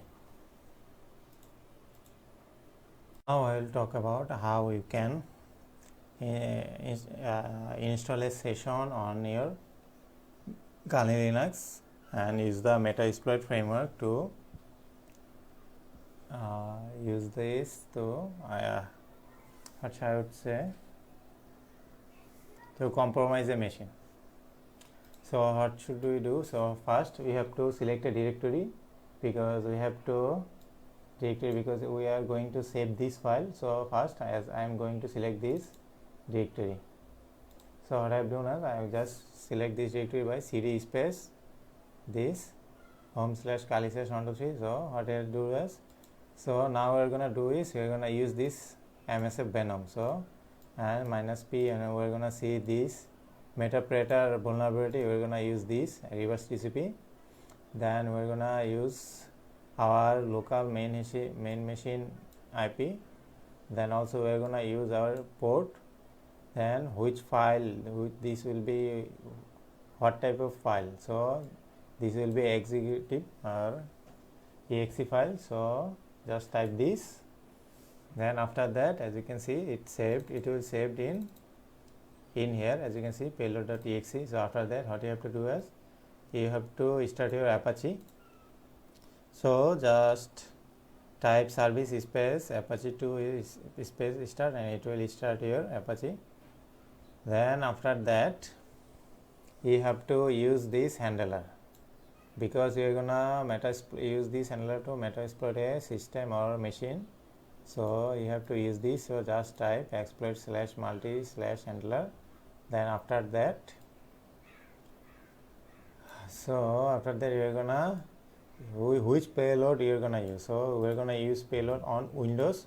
So previously we showed how to use on Android. So now we are gonna use on Windows. So just type this. Then we have to select our host machine. So as you can see, this is our machine IP. So what I should do now is I will just type this machine IP. Then after that you have to select your port. So we're gonna use, you can choose any port as you want, but we're gonna choose this. And then we're gonna make a handler. So how can we make a handler? Just type make rc handler _ TCP. It is this TCP, you're gonna go use this reverse TCP. So then .rc.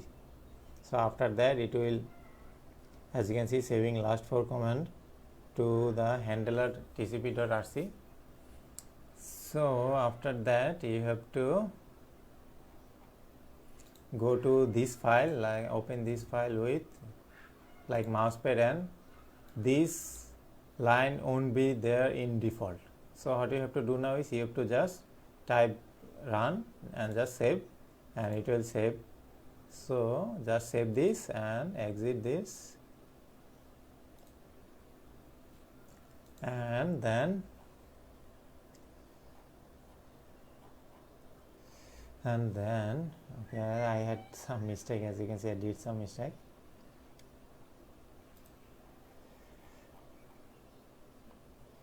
So after that we are gonna use, as you can see in here,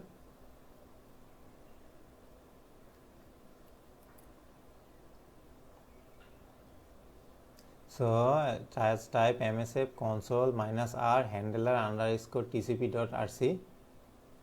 so this will run the Metasploit vulnerability inside this, and we don't need to do anything else. Just type this, and as you can see, it started the TCP handler on this machine. So what you have to do now is, as you have saved this file, what you have to do is, on the victim machine you have to send this file. How can you send this file? You can just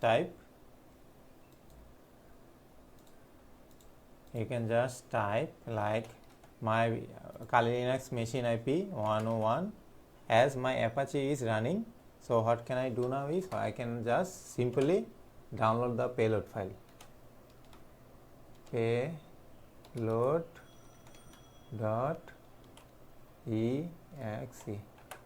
as you can see, it will download the payload file.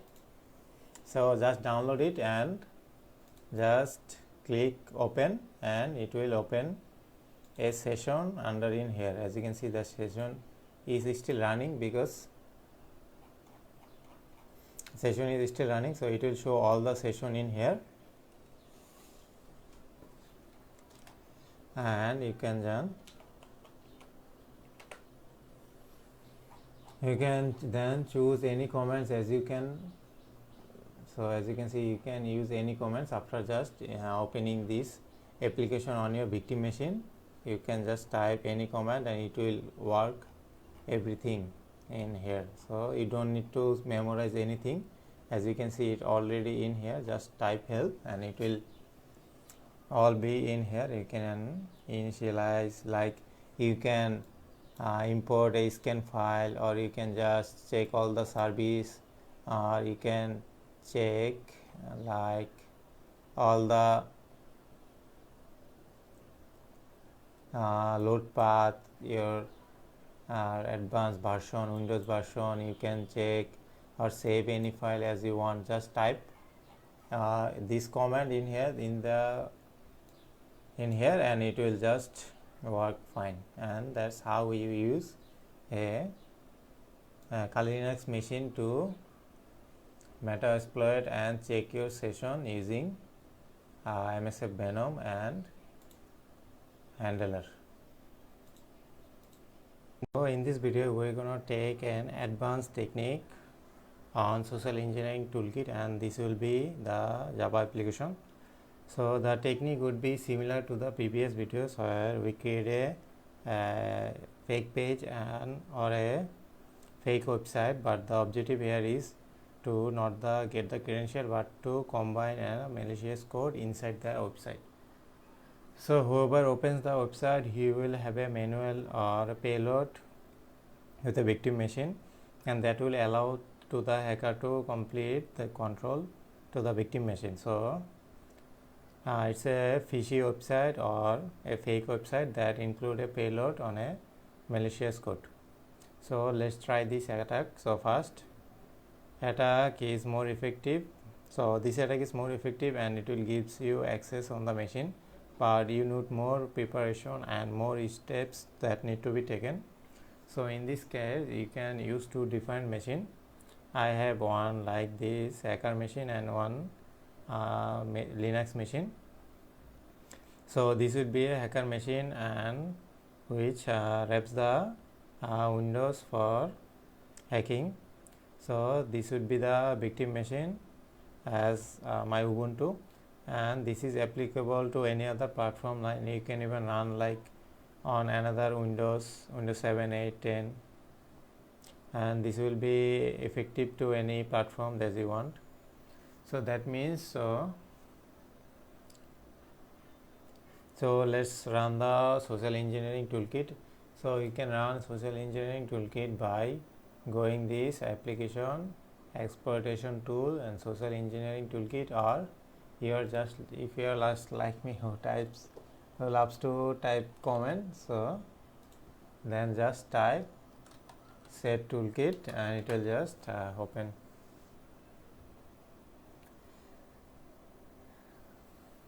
So we are gonna use these social engineering attacks. So let's type 1, and now we are gonna use the method of website attack vector. So we are gonna type 2.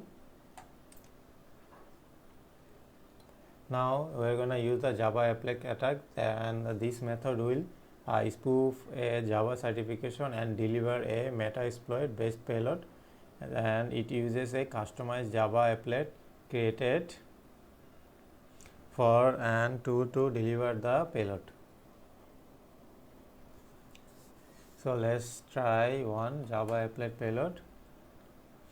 So we can use, as you can see, have 3 options: web template, site cloner, custom import. So you can use any of the templates in here, so like Google, YouTube, Twitter, etc., etc. Or if you want to use your any website, so you can just select this and clone that specific website. So, but we are gonna use this template for the simplicity. So let's just type 1. So now they are gonna ask, are you using net or port forwarding? So we are not, so just type no. So they will ask you to type the URL, so just type the URL 192.168.1.101. so you have to type the host URL. As you can see in here, I have the same URL in here, so just type the machine URL. You should always type the this machine URL to in here, not the victim machine. So you should always type this machine's URL in here. Machine's IP address. So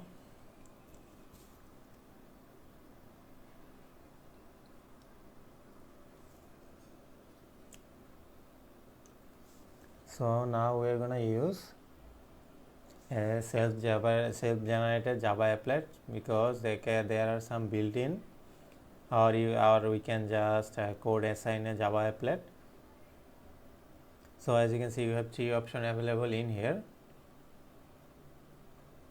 So if we have Java JDK installed, the 7 option will use the first one. If you have Java JDK installed, so if you want to use the second one, then this one is built one.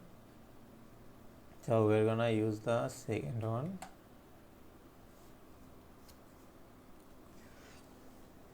So we are not just gonna choose Google or just type Twitter. Okay, let's try Twitter this time.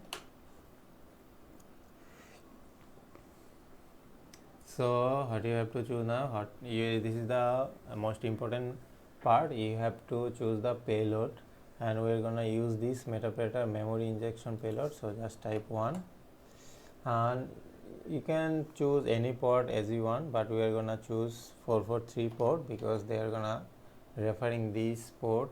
So we are gonna use this port.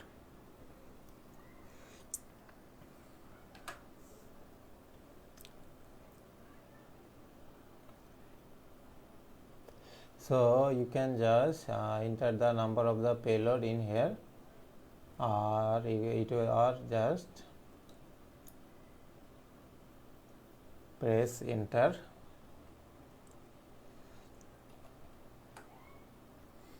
So this will generate a website. As you can see, exploit is running on the background. So exploit is running on this site. As you can see, we can set the L host or set the L port, as we already set it. As you can see here, it already set host, set port, and also it also resources and the exit on session.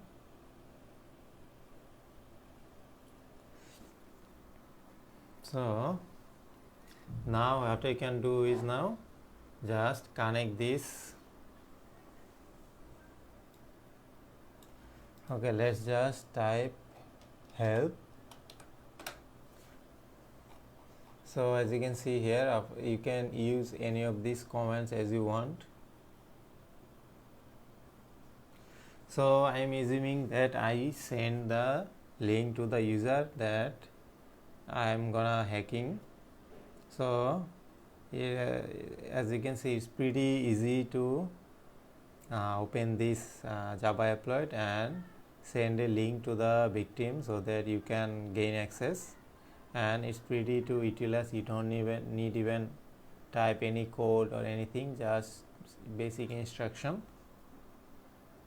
So type the URL. So let's type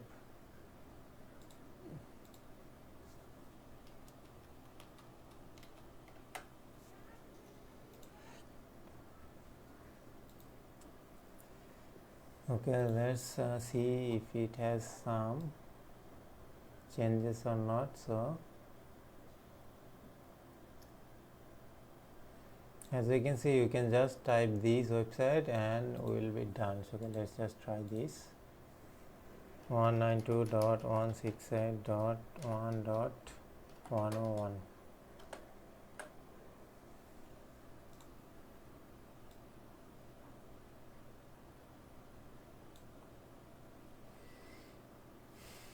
So now that, as you can see, this page will not show anything. So if you also use this our port, it will also show. As you can see, this program cannot run in this mode. That's why it's showing this huge messy page. But at the end you will see it's sending a packages to in here, and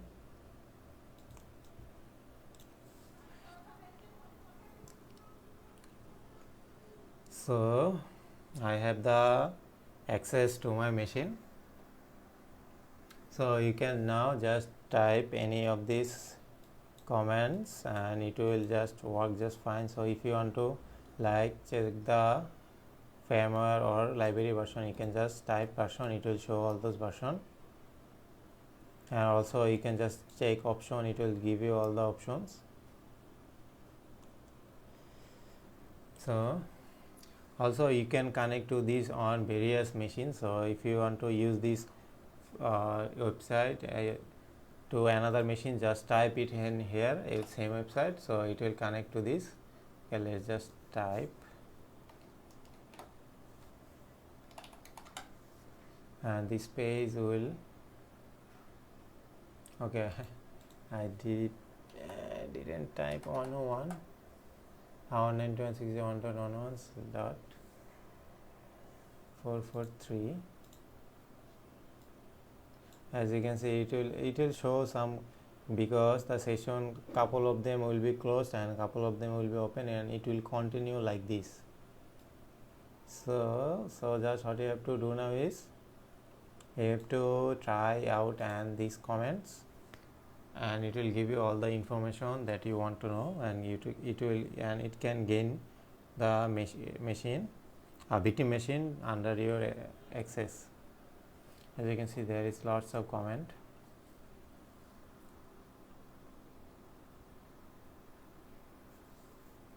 So you can even restart this machine, or you can even list those files on that victim machine by typing ls, and it will show you all the files that you can download or approach. So all of those comments are here and you can full access. So it's a good thing about this Metapredator. So okay,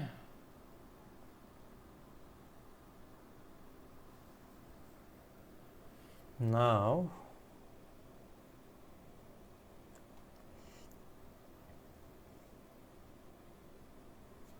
and let's something check this out. So as you can, so make sure you always choose the right option and right IP addresses and select the appropriate one, so that you don't face any problem. So that's all about the Metapredator session.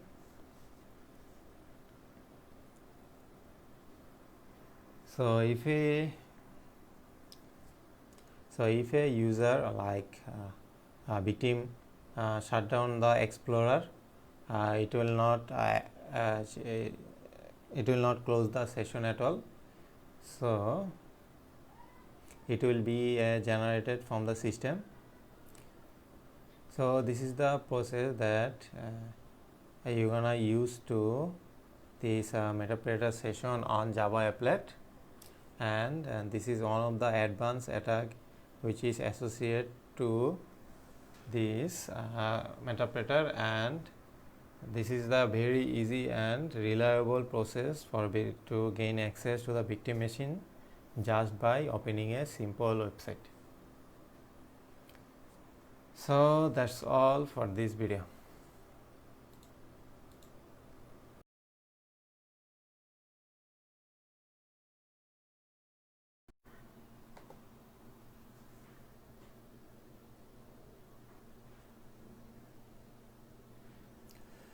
So today we will be talking about phishing with BEEF, which means the browser exploitation framework. And browser exploitation framework is another tool that is often categorized under exploit penetration testing, honeypot, and social engineering. So BEEF is used to host a malicious web server such as ACT. However, BEEF leverages weaknesses found in internet browser for its attack. When a victim connects to a BEEF server, BEEF is hooked to the system and examine how to exploit the victim's web browser in a various attacks. Based on these findings, BEEF will offer a range of command modules that can be launched, such as taking a screenshot or triggering a beep sound. Hook system can only be accessed while they are online.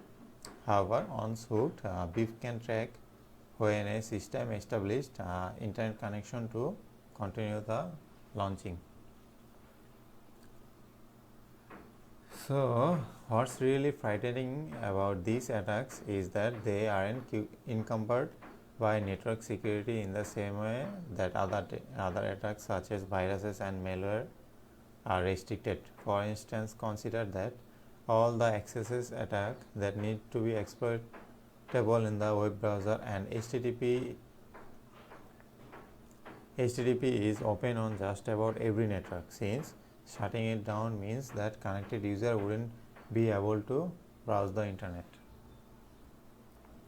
So let's start up and log into BEEF. So if you are going to use BEEF, we need to start it. So if you are using Kali Linux, you can find BEEF on your application manager, or it came with pre-install on Kali Linux. So if you are using Kali Linux, you can just launch BEEF by enter the following command like service BEEF hyphen accesses start. This will open up the BEEF. So now what you have to do is we have to log in. So if I point our web browser at the local host on port 3000, we will see that BEEF login page in short URL like 127.0.0.1.1:3000. So when you see this page, we need to enter the default credential in order to use the BEEF. So the default username and password are both BEEF. So username BEEF, password is also BEEF. So just log in. So after that, after entering the username and password, we can see our first page, as you can see in here. So Now to our immediate left, we see a section named hook browser, as you can see in the right side picture. So this is where the VIF will list all the browser that we currently have under our control. This is the only one victim here is the moment, which is ourselves. Now that we have logged in and seen the start page, let's move on to hooking our victim. So now that we have VIF up and running, we need to hook up the victim so that we can control their browser. We will be using VIF demo page to run the hook. Now that we need to move the victim and navigate the demo page. The demo page can be accessed by entering the address on port 3000, as you can see. So our demonstration today, we need to enter this web page, this link, HTML page to our victim browser. So after entering that, we have to navigate our victim to the demo page containing the VIF hook. You should see them appear under the hook browser, as you can see in here. And we have our victim browser. Now that we have some basic control over it, we can do many things that will aid us in compromising this victim. Now in further context, in terms of successfully exploiting a web browser is called hooking it. Naturally, since you are law-abiding citizen with strong ethics and moral consciousness, you are not going to try to hook other people's web browser. However, if you have access to a server to be used for testing purposes, you can attempt to hook browser across a local LAN.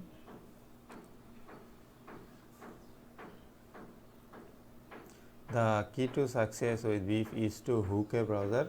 Basically means we need the victim to visit a vulnerable web app. This inject code into the hooked browser, then responds the command with a VIF server. From there we can do a number of malicious things on the victim's computer.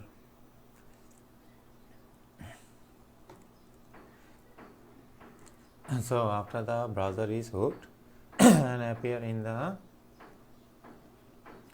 panel, you can click on the browser and then click on command tab in the main panel. So there is a different command you can execute that facilitate the objective, like stealing a list of visited website, stealing private browser data and history data, access the webcam, steal all the cookies in the browser, steal contact information from Google Contact, and many other attacks. Now that we can control our victim browser, we are going to demonstrate kind of things we can do. So we are simply going to use some JavaScript to find out what plugins are installed on the browser. First, we need to select our victim and navigate the command tab on VIF's GUI. So as you can see, we have to navigate our command tab and we can look through all the possible commands with that we can execute on the victim browser. Please note that all this will work at some of these circumstances. So the one we are after in this instance is that raw JavaScript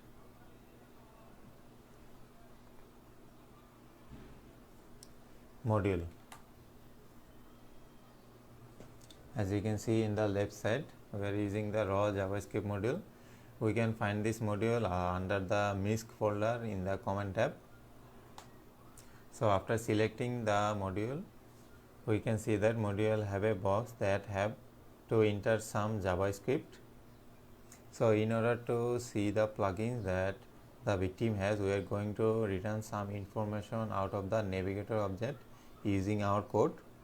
We are going to make an alert box appear in the victim browser just for fun.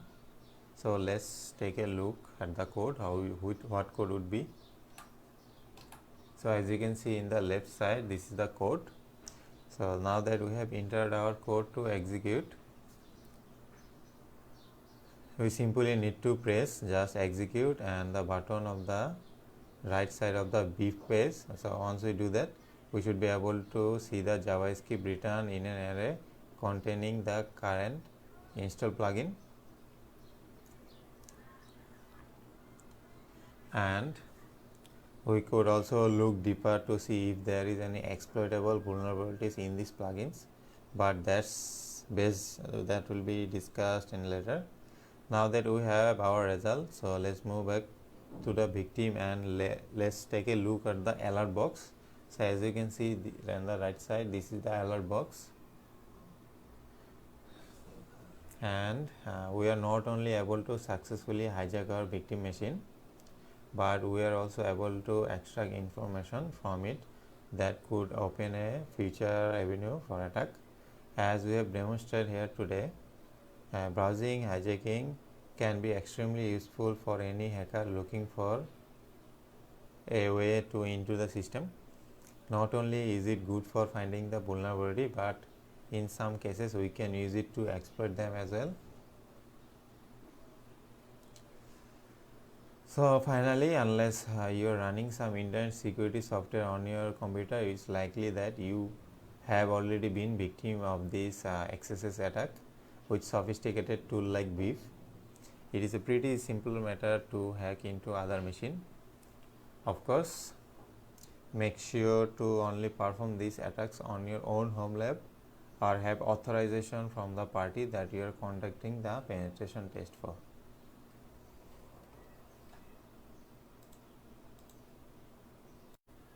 So in this lecture, we are going to take a look at the Beef. So Beef is a browser exploitation framework that allows us to run a number of commands and attack on a hook target.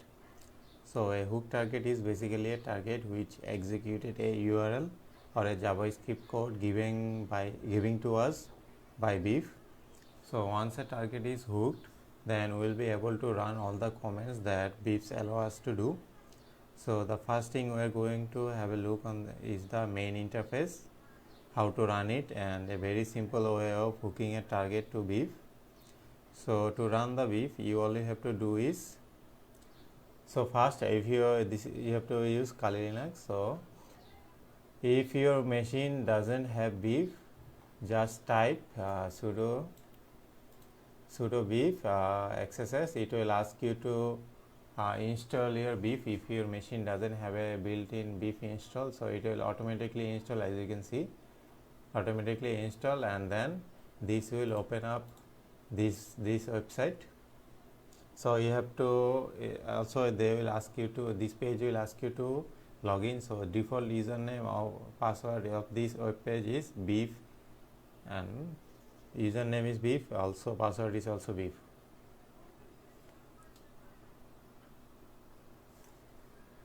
So this is the user interface of Beef. So once you logged in, you will see in the left, we will see all the browser that we had access. We can see in here. So we have the hook browser. As you can see, this is the hook browser, and this is the online browser that I currently have access on, and there is the offline browser that we previously had access on. So at the moment, I cannot really run any command on these offline browsers that I accessed before. So what interests us is in the online browser.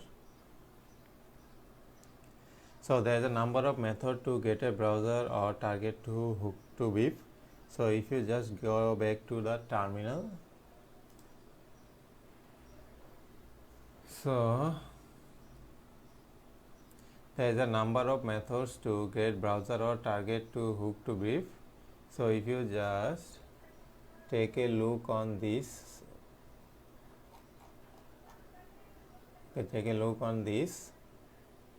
so you can use stuff that we already learned. So we can use the spoofing to spoof and request to any pages or containing the hook or any of the URL using this inject code, as you can see in here. code. So any page that the target person browse will have the connection or usability using this website link and JavaScript. So as an example, you can use any of these exploit to access all the websites, and we'll talk that about the in future. So and finally you can just create a page and social engineer your target to open that page to hook. So I'm going to create a hook page today and show you how to target a machine or a page to get hooked. So the hook page that we are going to create can be used with this option in social engineering. So I'm just gonna copy this. Just copy this script alongside with IP address. So copy this, and you have to go to this directory var/www.www/html. So then just delete all those. There will be lots of text, so delete all of those and just paste this here and paste the IP address of the victim machine that you want to be spooked. So basically any person that browses that page will be hooked to my Beef browser or my network framework. So we will also now have to go to the terminal again, and we will also have to start our Apache. So just type Apache start, then you're all done, and then just save this and go to the victim machine and type the IP address, just this IP address, and this web page will show nothing, but when you go to the Beef browser, as you can see my browser is this web page IP link is live. So as you can see here, you can see many of the information there. As you can see, I can see my browser, I can see my operating system, I can see my port, IP address, which type, hardware type, which operating, all of this information.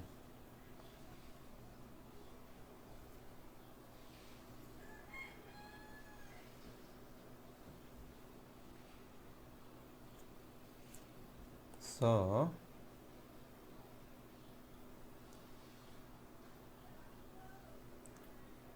these are very useful. So if you wanted to run exploit before overflow exploit on the target computer, you can also see the page URL which you managed to get the hook from. Also, if you go to command, you can, that's the place they are going to mostly using for the testing purpose, because this will allow you to run large number of commands by just clicking this, and this allow you to all the commands run on the attack machine, and that we will be dealing later. So you can also visit these proxies. As you can see, I don't have any proxy saved. So, and also you can visit XSS race, and also your network. As you can see, this is the all description about your network. As you can see, this is my hook browser, this is the main, and this is my machine that we connected. So once you are done with everything, you can just log out and you are done. Is your Beef and Beef password, and you can log in again. So this is the basic overview of the Beef and the main commands and the interface, which is really basic way of hooking a target. Again, the page you can get to the people to run this page using social engineering by making the URL shortening by like bit.ly shorting website service to make it shorter or make it look nicer. So you can do those DNS spoofing and get the target person to redirect to your own web page where the beef framework is working or where the beef hook is working. So now we'll be talking about the phishing attack. So what is a phishing attack? So phishing is a type of social engineering attack often used to steal other user data, including login credential and credit card numbers. It occurs when an attacker masquerading as a trusted entity dupes a victim into opening an email or instant messages or text messages. The recipient is then tricked into clicking a malicious link which can lead to the installation of the malware, then the freezing of the system as a part of ransomware attack or the revealing of sensitive information. An attack can have a devastating result for individuals. This includes like unauthorized purchases, the stealing of funds or identity theft. So here's an example of phishing attack. So this illustrates a common phishing scam attempt. So a spoof email ostensibly from myuniversity.edu is mass distributed to as many as faculty members as possible. So the email claims that the user password is about to expire. Instructions are given to the myuniversity.edu under /renewal to renew their password within 24 hours. So several things can occur by clicking this link, just simply clicking this link. The user is then redirected to myuniversity.edurenewal.com, a bogus page that appearing exactly like the real renewal page where both of the new and existing password are requested. Then the attacker monitoring the page hijack the original password to gain access to secure areas on the university network. Then the user is sent to the actual password renewal page. However, while being redirected, a malicious script is activated in the background to hijack the user's session cookie. This results in a reflected access attack, giving the perpetrator privileged access to the university network. So there are a couple of techniques of phishing attacks. So first one is email phishing scam. So email phishing is a number game. An attacker sending out like thousands and thousands of messages that he can, and that significant amount and sum of money. So even if only a small percentage of the recipient fall for that scam, as I have shown you, the technique the attacker can increase their success rate. For one, they will go great length in designing phishing messages to mimic actual email from a spoof organization. Using the same phrasing, typefaces, logos and signature makes the message appear legitimate. In addition, attackers will usually try to push user into action by creating a sense of urgency. For example, as previously shown, an email could threaten an account expiration and place a recipient on a timer. Applying such pressure causes the user to be less diligent and more prone to the error. Lastly, links inside messages resemble their legitimate counterparts but typically have misspelled domain name or extra subdomain. So if you check that myuniversity.edu/renewal URL changed to myuniversity.edurenewal.com when you visit that link. Similarly, between the two addresses offer the impression of a secure link, which making the recipient less aware of that attack that is taking the place. And the second one is spear phishing. So spear phishing targets a specific person or enterprise as opposed to random application user. It's a more in-depth version of phishing that requires special knowledge about an organization, including a power structure. So attacker might play out like a perpetrator researcher name of an employee within organization marketing department and gain access to the latest project invoices. Posting as the marketing director, the attacker email a department project manager using a subject line that reads updated invoices for Q3 campaign. The text style and included logo duplicate the organization standard email template. A link in the email redirects to a password protected internal document, which is actually a spoof version of a stolen invoice. Then the project manager is requested to log in the view of a document. Then the attacker steals his credential, gaining full access to the sensitive data of the organization network. By providing an attacker with a valid login credential, spear phishing is an effective method for executing the first stage of an APT. So that's all about the phishing attacks. Now we will be talking about the developing a Facebook phishing page, and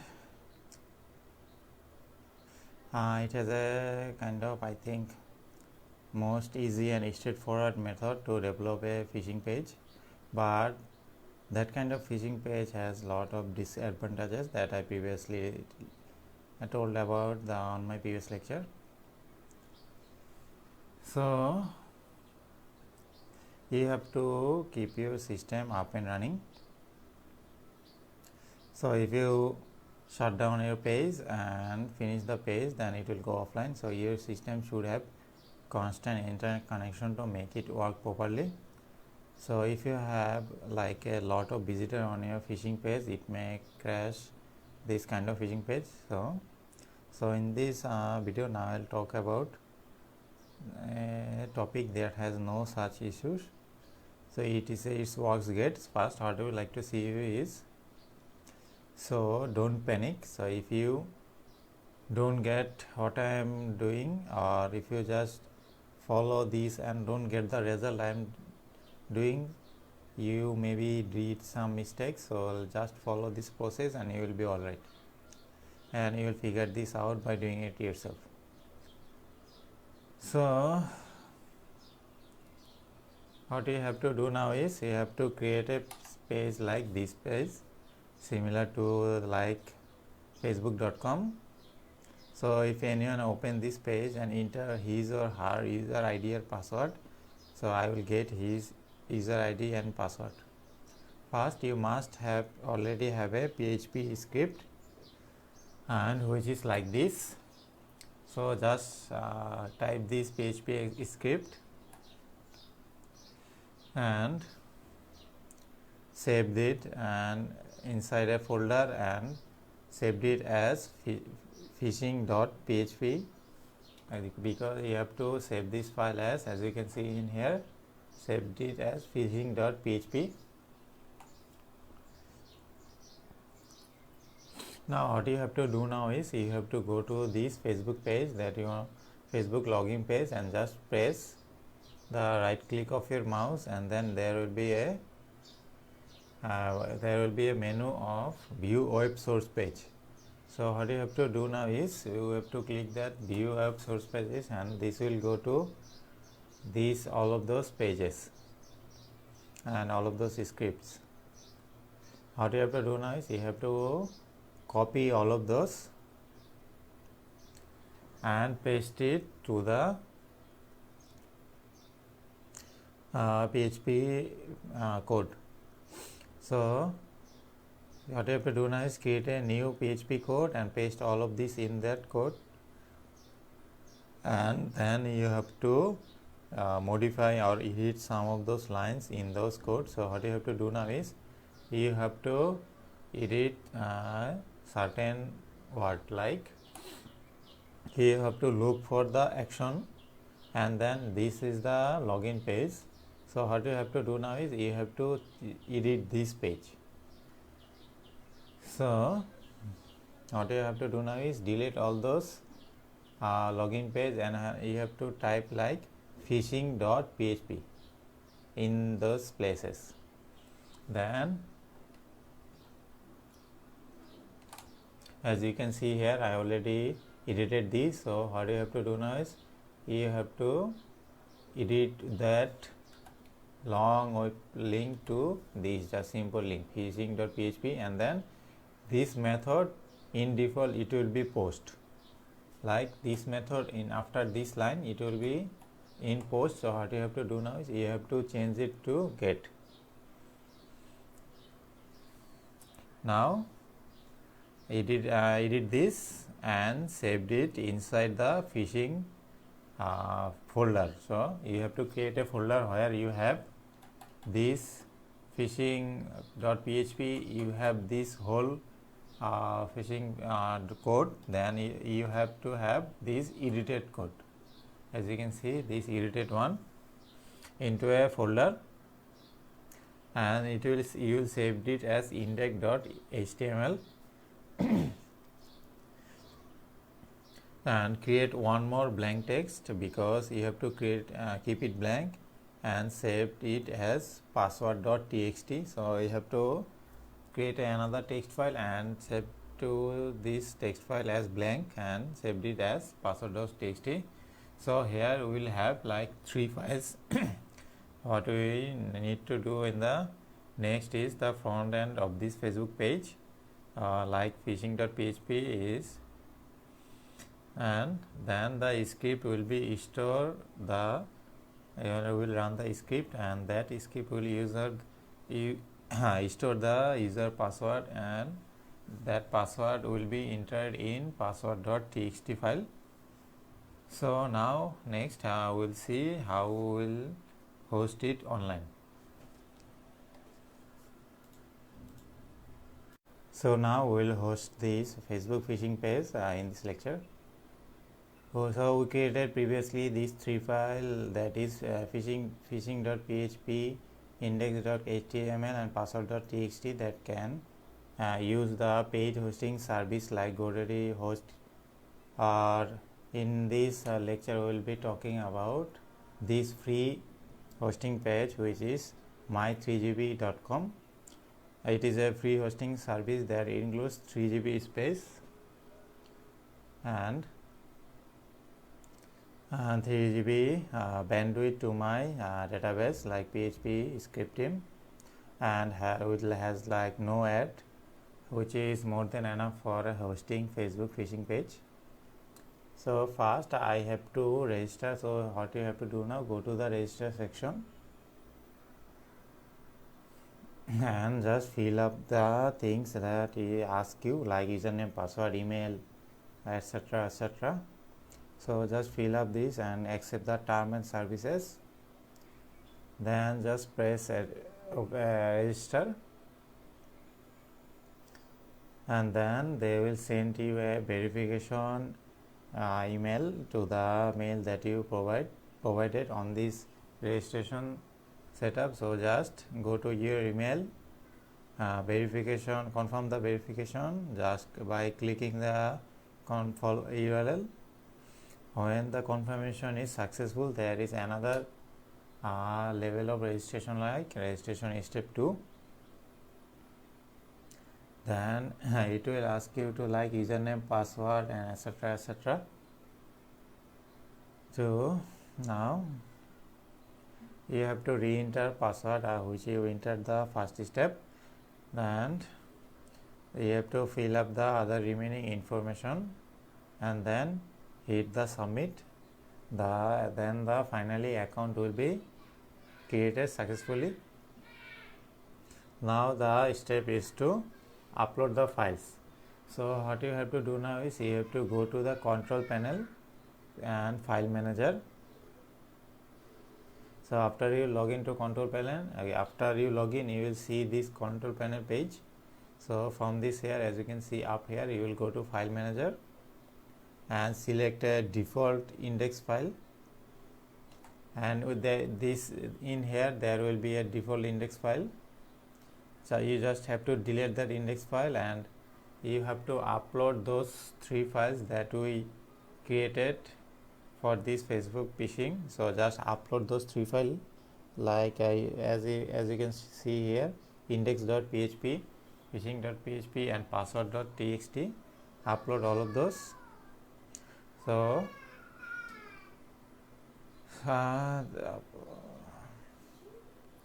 yeah, so upload one by one for this 3 and just click upload, and then the upload will be on this page. On 3 files will be on this page. So what you have to do now is you have to go to the Facebook page to load up the web page. As you see in here, Facebook page has loaded up, as you can see up here in the URL menu or URL section. Facebook was loaded, and the default URL given by hosting service provided by this hosting service, my 3GB. So if user enter any password or email in this login section, it will all be stored in this directory, this file manager directory in password.txt file. So for example, now you use, like I used a random email and password to try to log in, and then when you go to this page, as you can see in here, and just reload the page, and after reloading, as you can see, this contain a size in here, everything is contained. Before that it will all be 0. So as you reloaded this page, it gathered all the information that was in here, that you provided, like your credential, username, password. So just click password.txt, then it is just pretty simple. It will open up and it will show you all the credentials that you put in the Facebook page. As you can see, this is the email, this is the password and everything. As you can see, it is pretty simple, and that's how you create and develop and host a Facebook phishing page.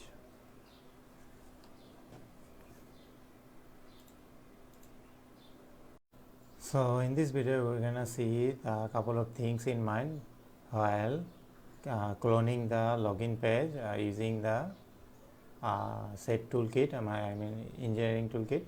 So I am doing this video just because most of them were making these mistakes. So let's see what that is. So when you type a IP config to get your IP address, most of them don't actually have IP address where it should be. So I guess, like, if you don't have this Ethernet connection active, then in this page this IP address won't show. Like, let me just demonstrate. Okay, let me just disconnect and type ifconfig. As you can see, I have no IP address at all, because my machine is not connected to any other internet that is provided on my main network. So what I have to do, just simply just connect this by clicking this button, and as you can see, it's all up and running.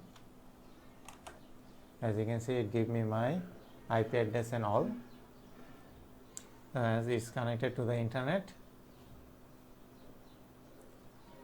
So what you have to do now is, when you do the cloning website, you go to the cloning engineering toolkit, social engineering toolkit, then go to website beta attack vectors, then 3 credential harvest attack method, then 2 site cloner, then which site do you want to copy. Like, I want to copy a Twitter login page. Like, just go to Twitter Okay, I already, okay, this was not.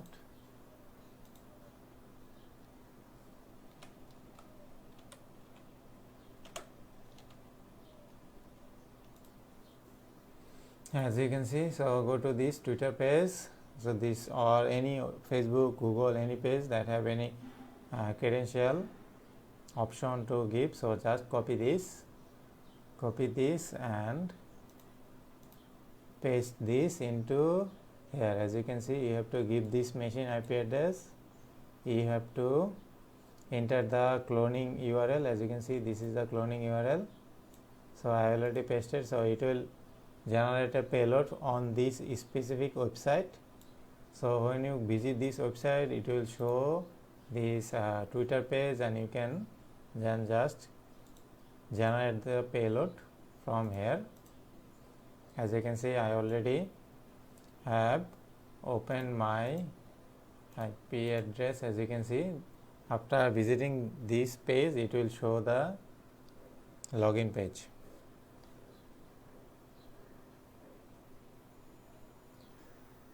So the username and the password, when you try to put or use credential in this website, it will appear to the terminal as soon as the user enter this URL. So you can extend URL be it by specific language or to be cloned. So that's all for the video.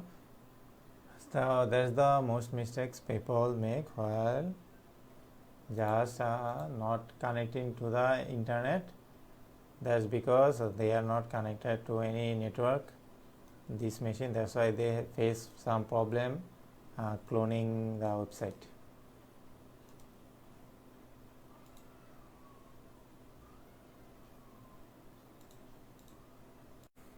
So now we'll use domain name for phishing. So one cannot basically use the IP address for phishing.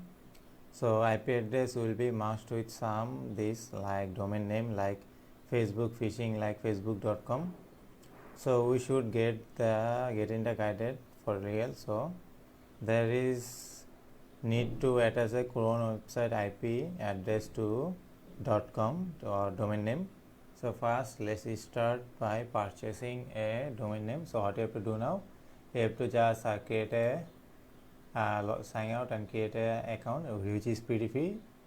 You just create and go to your account, and this is the domain section where you can search the available domain that are free right now you can use. So you have to use a valid email address and also username password to create the account which is free. So just create an account.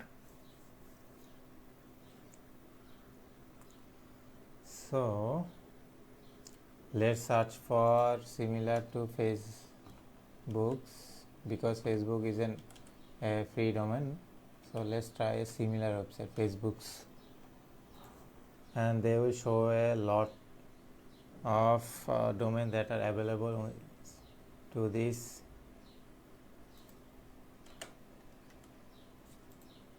domain name. As you can see, lots of domains are available in this name. Facebooks.com also available. So this one is okay, let's just shop it. As you can see, I selected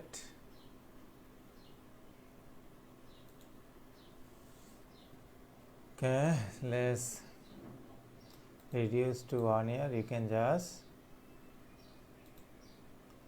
select keep going. See, as you can see, on 7,000 times every year.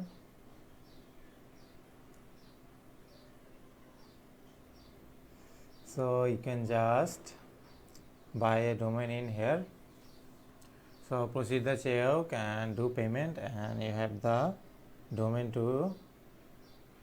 So what I'm gonna demonstrate you about this domain phishing is that when you I really cannot buy the domain that you are seeing right now, but I can demonstrate you how actually it use.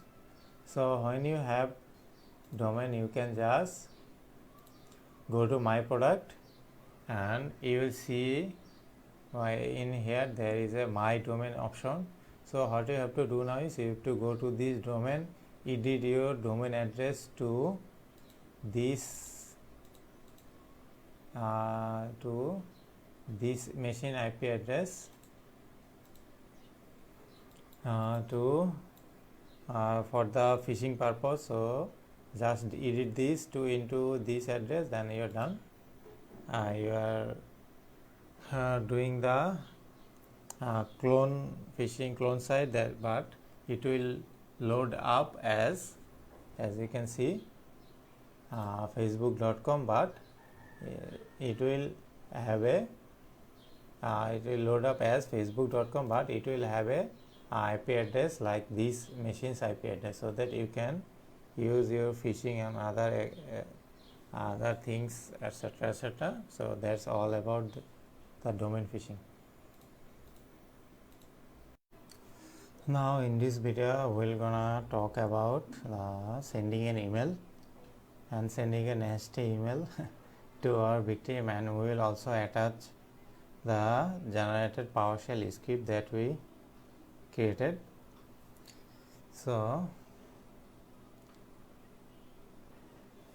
before we jump to the details, I want to mention two important points in order to send an email successfully for your vector machine. First, you need to have an SAP relay account. So I am using my GoDaddy service, but do some Google research and find the service that is suitable for you, because without this this mail cannot be sent. The second important point is you need a professional and convincing email content, or else your attack will surely fail. So let's start. As you can see, I am on my social engineering toolkit, set toolkit.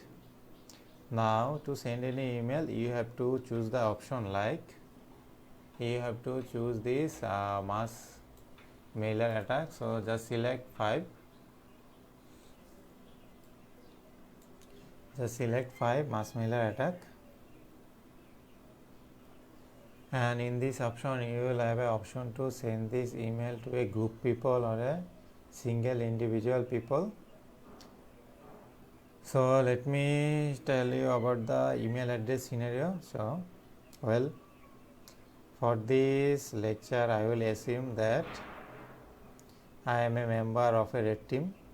So I will send the email to the admin or an employee, and that works in the company of ethical hacking. Now I will pretend that I am a presenter from a Microsoft and tell the employee that he needs to update his machine using the PowerShell script that we attached, and we will need to do some planning. So about the contents of your mail, before you send it, I'll choose the send the email to a single person. As you can see, you have to change the single email attack. So just type 1. So I am sending this email to my Yahoo Mail.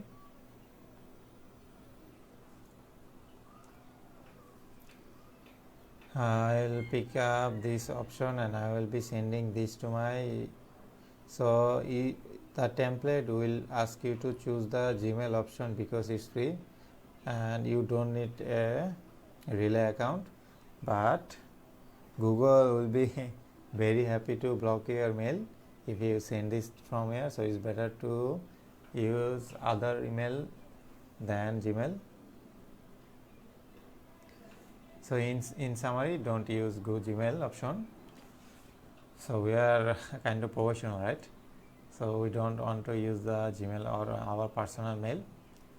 Now I will use a relay email. As you can see, you press 2. So from address, just type my relay information.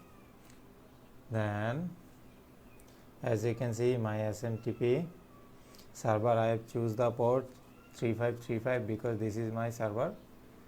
because this is the relay service, because this is the ISP provider. Otherwise the ISP provider will block any outgoing traffic report. So after that I will flag my message as high priority. As you can see, high priority, press yes,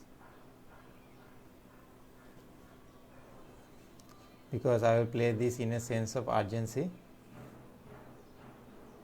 Now we will attach the PowerShell script. Now already copy the file into the root home directory. So as you can see, I already will send this PowerShell as nmap. I will copy the file name. Just copy the file name and press it in here. Then they will ask you to attach any inline file. I type no. Then they will ask you to type a subject, and I type the urgent patch because of the urgency of the message. The attachment file name is, so as you can see, I will send this as a HTML plain. I will send this as a plain text. After that you will type as a body SMS. So type any of the text or body that you want. I just type a random like, hey hi admin, this is John Cena. Regards John Cena, and after the type in, then it will end all those messages.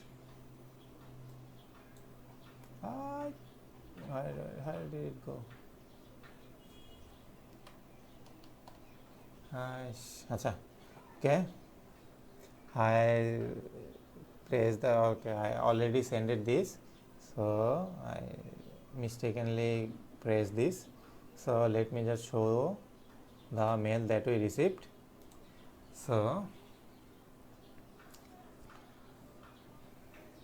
as you can see, this message came directly in the inbox, and it looks like a message that has a high priority.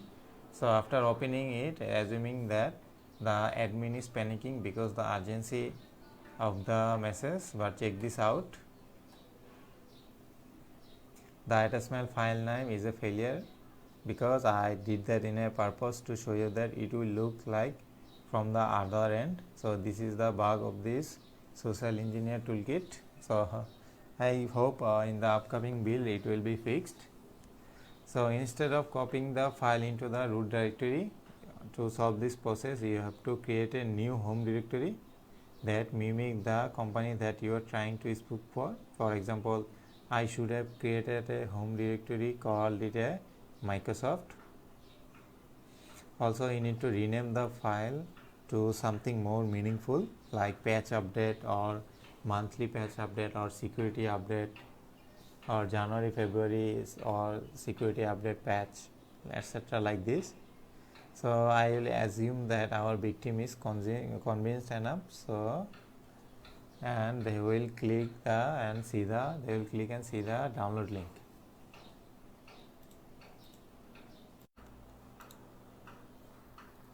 So now in this lecture we are going to be talking about spear phishing. So spear phishing is an ultra targeted phishing method whereby cyber criminals or spear phishers pose as a trusted source to convince victim to reveal the confidential data, personal information or other sensitive details. The cyber criminal will then use this information for malicious purposes, including identity theft or data breaches. So spear phishers often prey on their victims via the targeted email, social media, direct messaging apps or any other platform. And the strength of those cyber attacks is that they are tailor-made for victims and grounded in quality over quantity. And I think this will be an exciting topic. You will learn how to use these spear phishing techniques using the social engineering toolkit. So how many times did you receive an email in your inbox and send it right away to your spam folder or deleted this email? The attacker often use clever tactics to get to the victim's attention and listen carefully. So most of the people hacks that you hear on the news these days started with a spear phishing attack. So let's take this topic into a deeper conclusion. So what is phishing? Phishing is an email and front and the hack carried out against a large number of victims. It contains an item of general, for example, like click here to get a free bottle of Viagra as an example, and it contains a malicious link or attachment because this Viagra seems attractive to the young people, so they just go to the attachment mail and click on the link, and some people will must click this link because they said it's a Viagra bottle. So let's say some of the item will open this malicious email, but most of us will probably delete it unless you badly need a Viagra. So on the other hand, spear phishing is a highly specific form of phishing attack by crafting the email address in a particular way that the attacker hopes to attract the attention of a specific audience. For example, if the attacker knows that the sales department uses a particular application to manage its customer relation, he may spoof an email pretending that this is coming from the application vendor with a subject in line of emergency, like click here to download. So how many people do you think click on the link? Or many people will also click on the link. So that's the main point of spear phishing, and that's all for this lecture.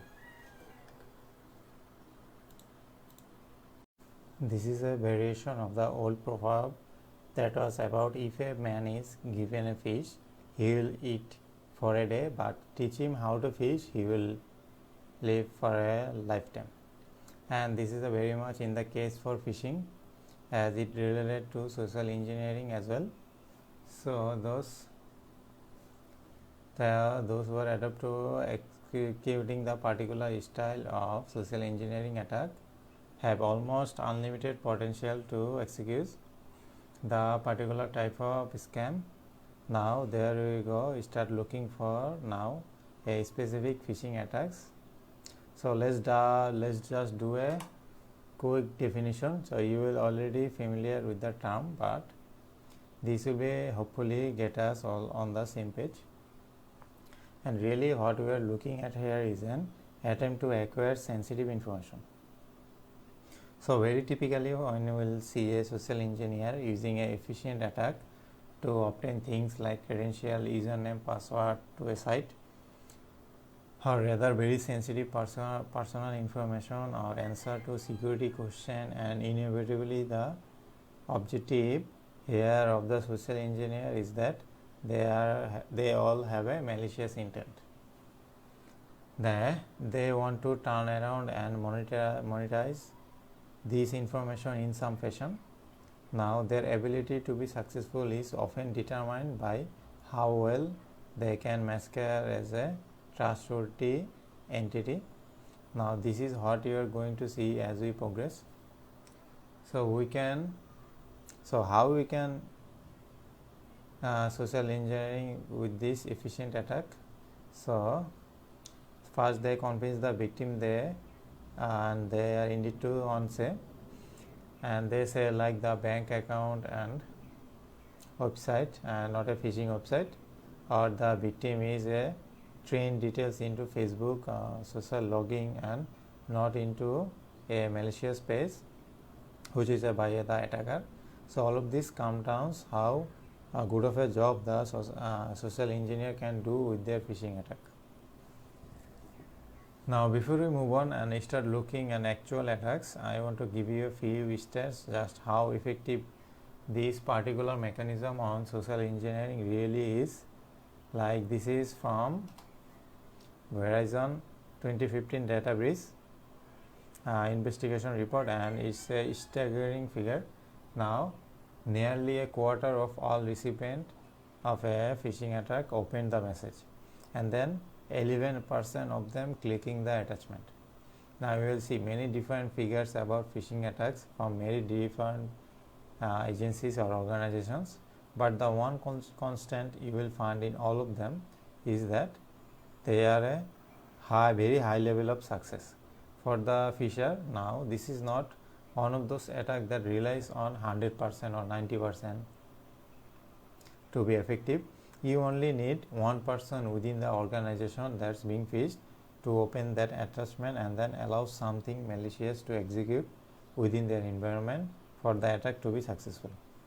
Now in this case 11% were when you possibly sending out thousands or even hundreds of thousands or millions of email could actually be a really high successful rate. Millions, 11% in millions email could be a lot of money that they got out of this phishing. So that's because of this we are phishing featuring so frequently in online attacks. More than 2/3 of the incident that Verizon looked at their report feature phishing is one way and another way. Often it will combine with the other attack as well. But the phishing played a part of significant this form of attack really is. Then let me share one more step before we move on. Is the responses averaged by motivator.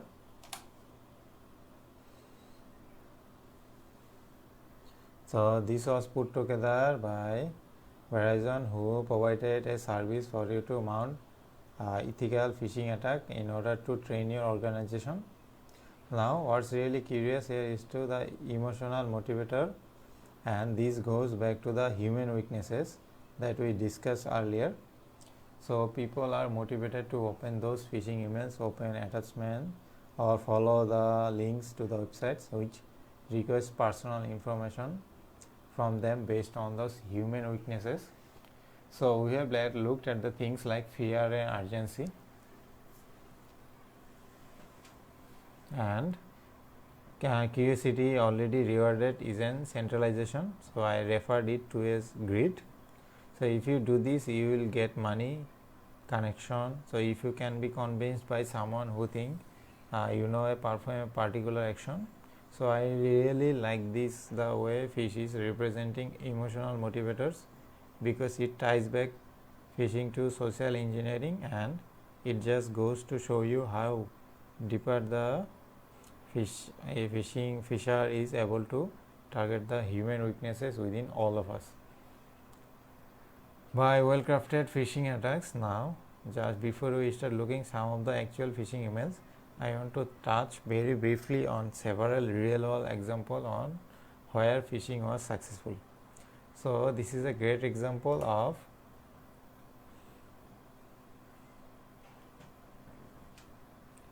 just how effective or efficient a phishing attack can be, and indeed how significant the real world ramification can be back in 2013.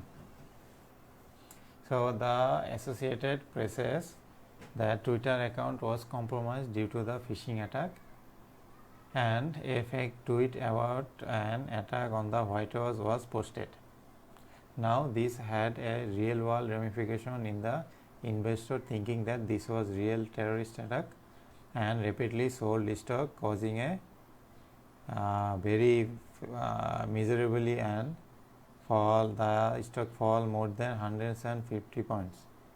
Now quickly after it recovered, but the point was that the phishing attack was successful and it did have a significant impact on those points, and the amount of money was very high.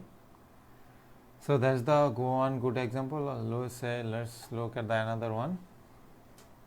In 2011, the security company RSA suffered a very serious attack after the incident. The root cause was traced all the way back to the phishing attack, just like the one here in the wide story. In fact, this was a phishing attack that was sent to the parent company. So parent company RSA, and the attacker targeted 4 workers there with an Excel document called 2011 recruitment plan. The document contained a malicious payload that exploit a zero-day vulnerability in Adobe Flash, and then managed to drop another malicious file on the individual's computer, which gave the attacker a foothold into EMC's network. Now from there, the attackers eventually made their way into RSA and managed to steal information regarding to the secure ID. And the two-factorial authentication implemented, and it all began with an email just like this one. And one person that opened the attachment, that's a pretty serious example on, and this was on 2013. A huge US retail store targeted a major breach that resulted in a 110 million credit cards. Now this theft was due to more when running to the point of sale the terminals, but the question was always this: how did it get there?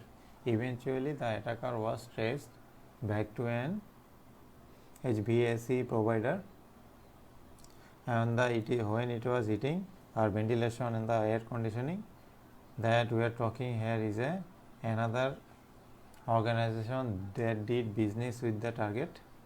They managed and they got some of the target facilities, and they were the victim of efficient attack due to the access of the target network, and then managed to pivot through information and ultimately compromise the POS terminal. That turned out a very significant data breach, and it all began with the phishing attack, not even on target themselves but on a partner. So those three examples hopefully put into context just how serious phishing attacks can be.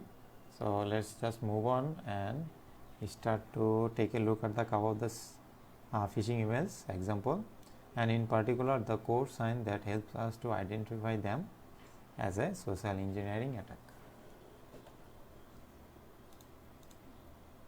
Spear phishing is effectively a very targeted phishing campaign. It is either targeted toward an organization or a specific user. Now, spear phishing campaign can be exceptionally effective because when they targeted toward one specific entity, they very often repeat information about that entity. So that's when there is a recipient that receives the email and there is a more information in there that gives them confidence, and it is actually legitimate email. So let me give you a perfect example of this. So this is the spear phishing extortion email, and I had find this in our forum. So this one also after the 2015 hack. So in fact what happened in that case is that the attacker were going through the breaches database, and there are about 31 million accounts that compromises in the Ashley meditation attack, that simply emailing every single person in there and demanding that they pay Bitcoin in order to avoid having their presence in the adult website. So now what we made this efficient attack and later especially effective in the personal information that you can see here is the email. Now I have blanked it out because you have pretty good sense when it goes in there, things like that. So the like this recipient address and the last digit of the credit card and the payment, and that they made this very personalized attack.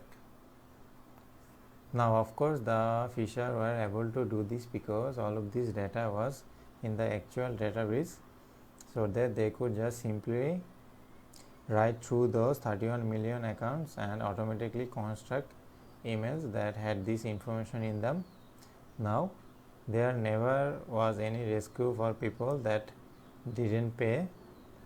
So this was just simply a bulk email with the same Bitcoin address, and send this to everyone and demanded this to pay on Bitcoin. A few people would pay and must be phishing attack that would be monetized, and vast majority wouldn't, and the attacker just simply would not worry about that. It's not worth their time while to go through any of these resources. So the attack certainly isn't going to get any money if they do start, as they say, sharing the things on the website with their friends, family member and spouses. But put yourself in this ear of the recipient of this spear phishing attack. Seeing this is very personal information there in the email, so you would feel very compelled to respond to this, and that's all about the spear phishing.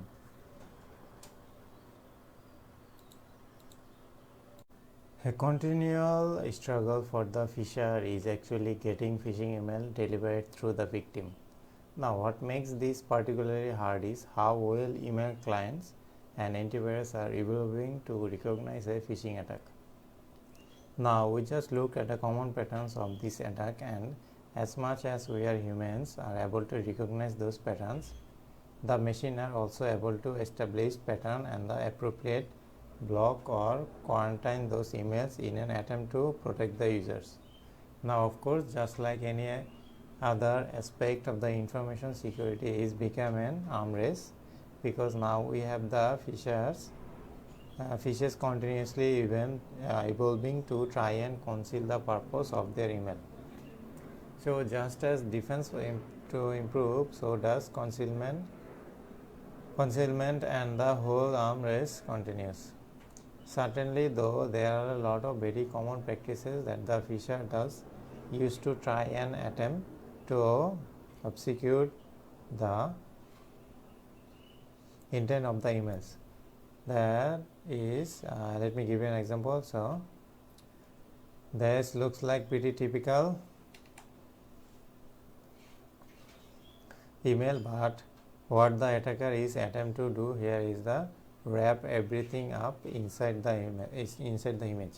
So we are not actually looking at text. It looks like text, but inside the body of the email we are simply got images. Now what this means is that in order to properly defend against those attacks like this, an email client or email services has an OCR like the images.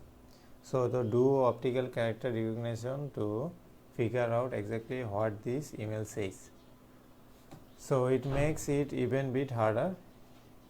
Now there is an easy way to tell this, that this email is just, or this is just image. So let me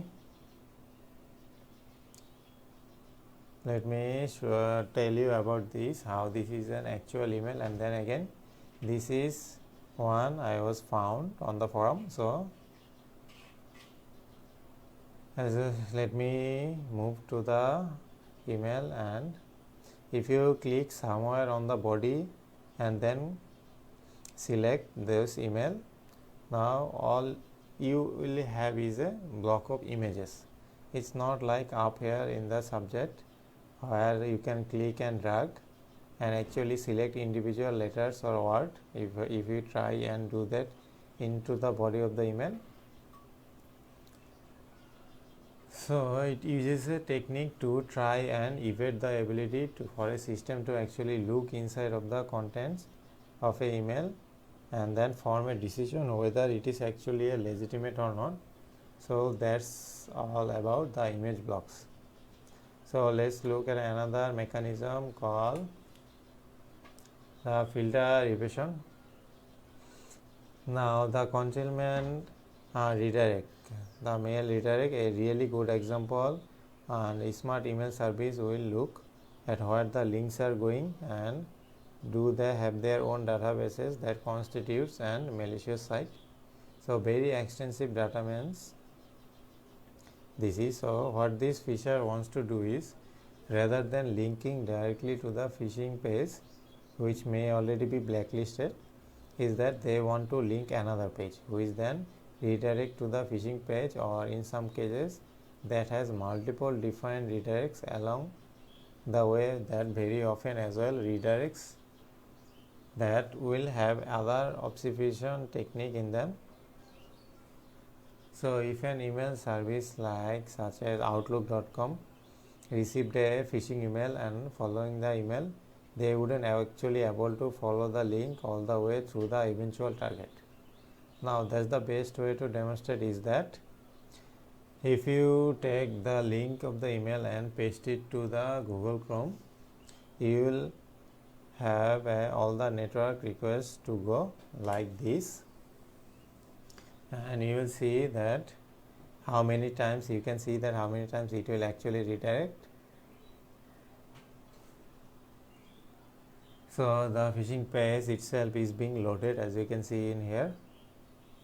So and they will ask me to complete many surveys, and probably we will provide some personal information at the end of it, but we also can see the number of requests.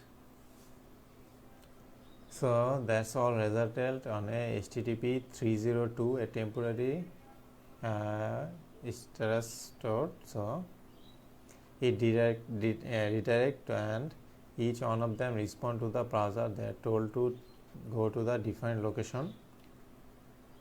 So redirect, then redirect again, then redirect once more before it actually loads to the actual target site.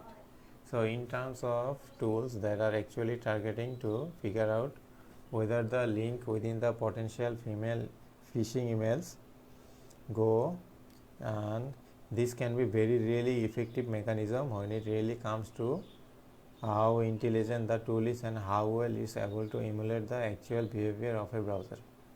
So let's look at another filter of evasion, which is subdomain name, and this is a very common practice.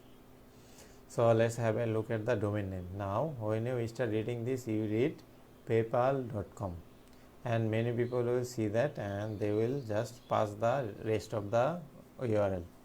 But when I talked about earlier that this paypal.com, which is why you would not see any PayPal website, but of course this is just a subdomain. The actual domain itself is this service that is, as you can see, -secure.info. This is the actual subdomain,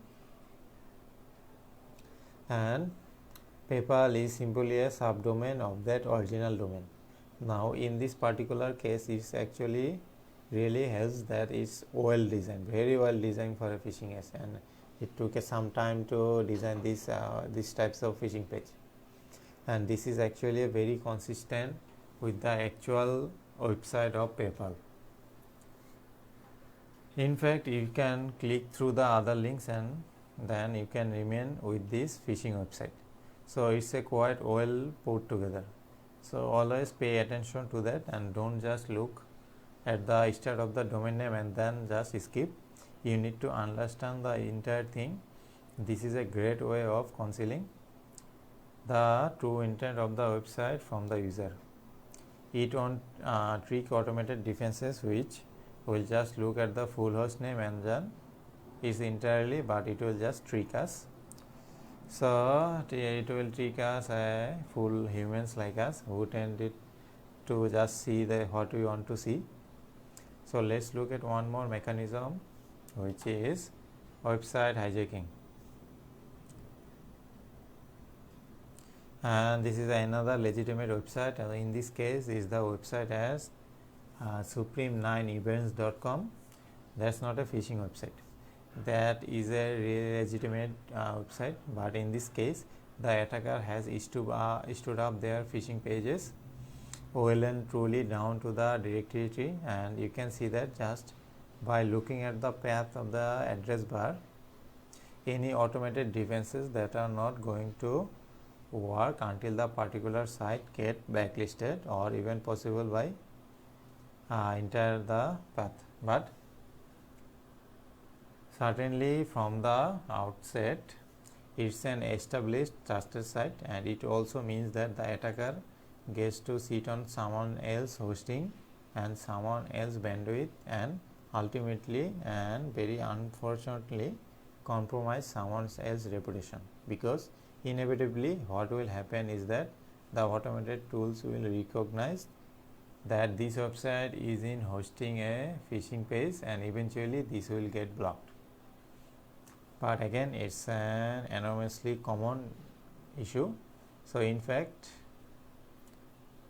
That's the main reason why many of the websites get blocked, because the fisher actually hosted a website and like this, and then eventually the website get blocked. So that's all about the phishing hijacking, and that's all for this lecture.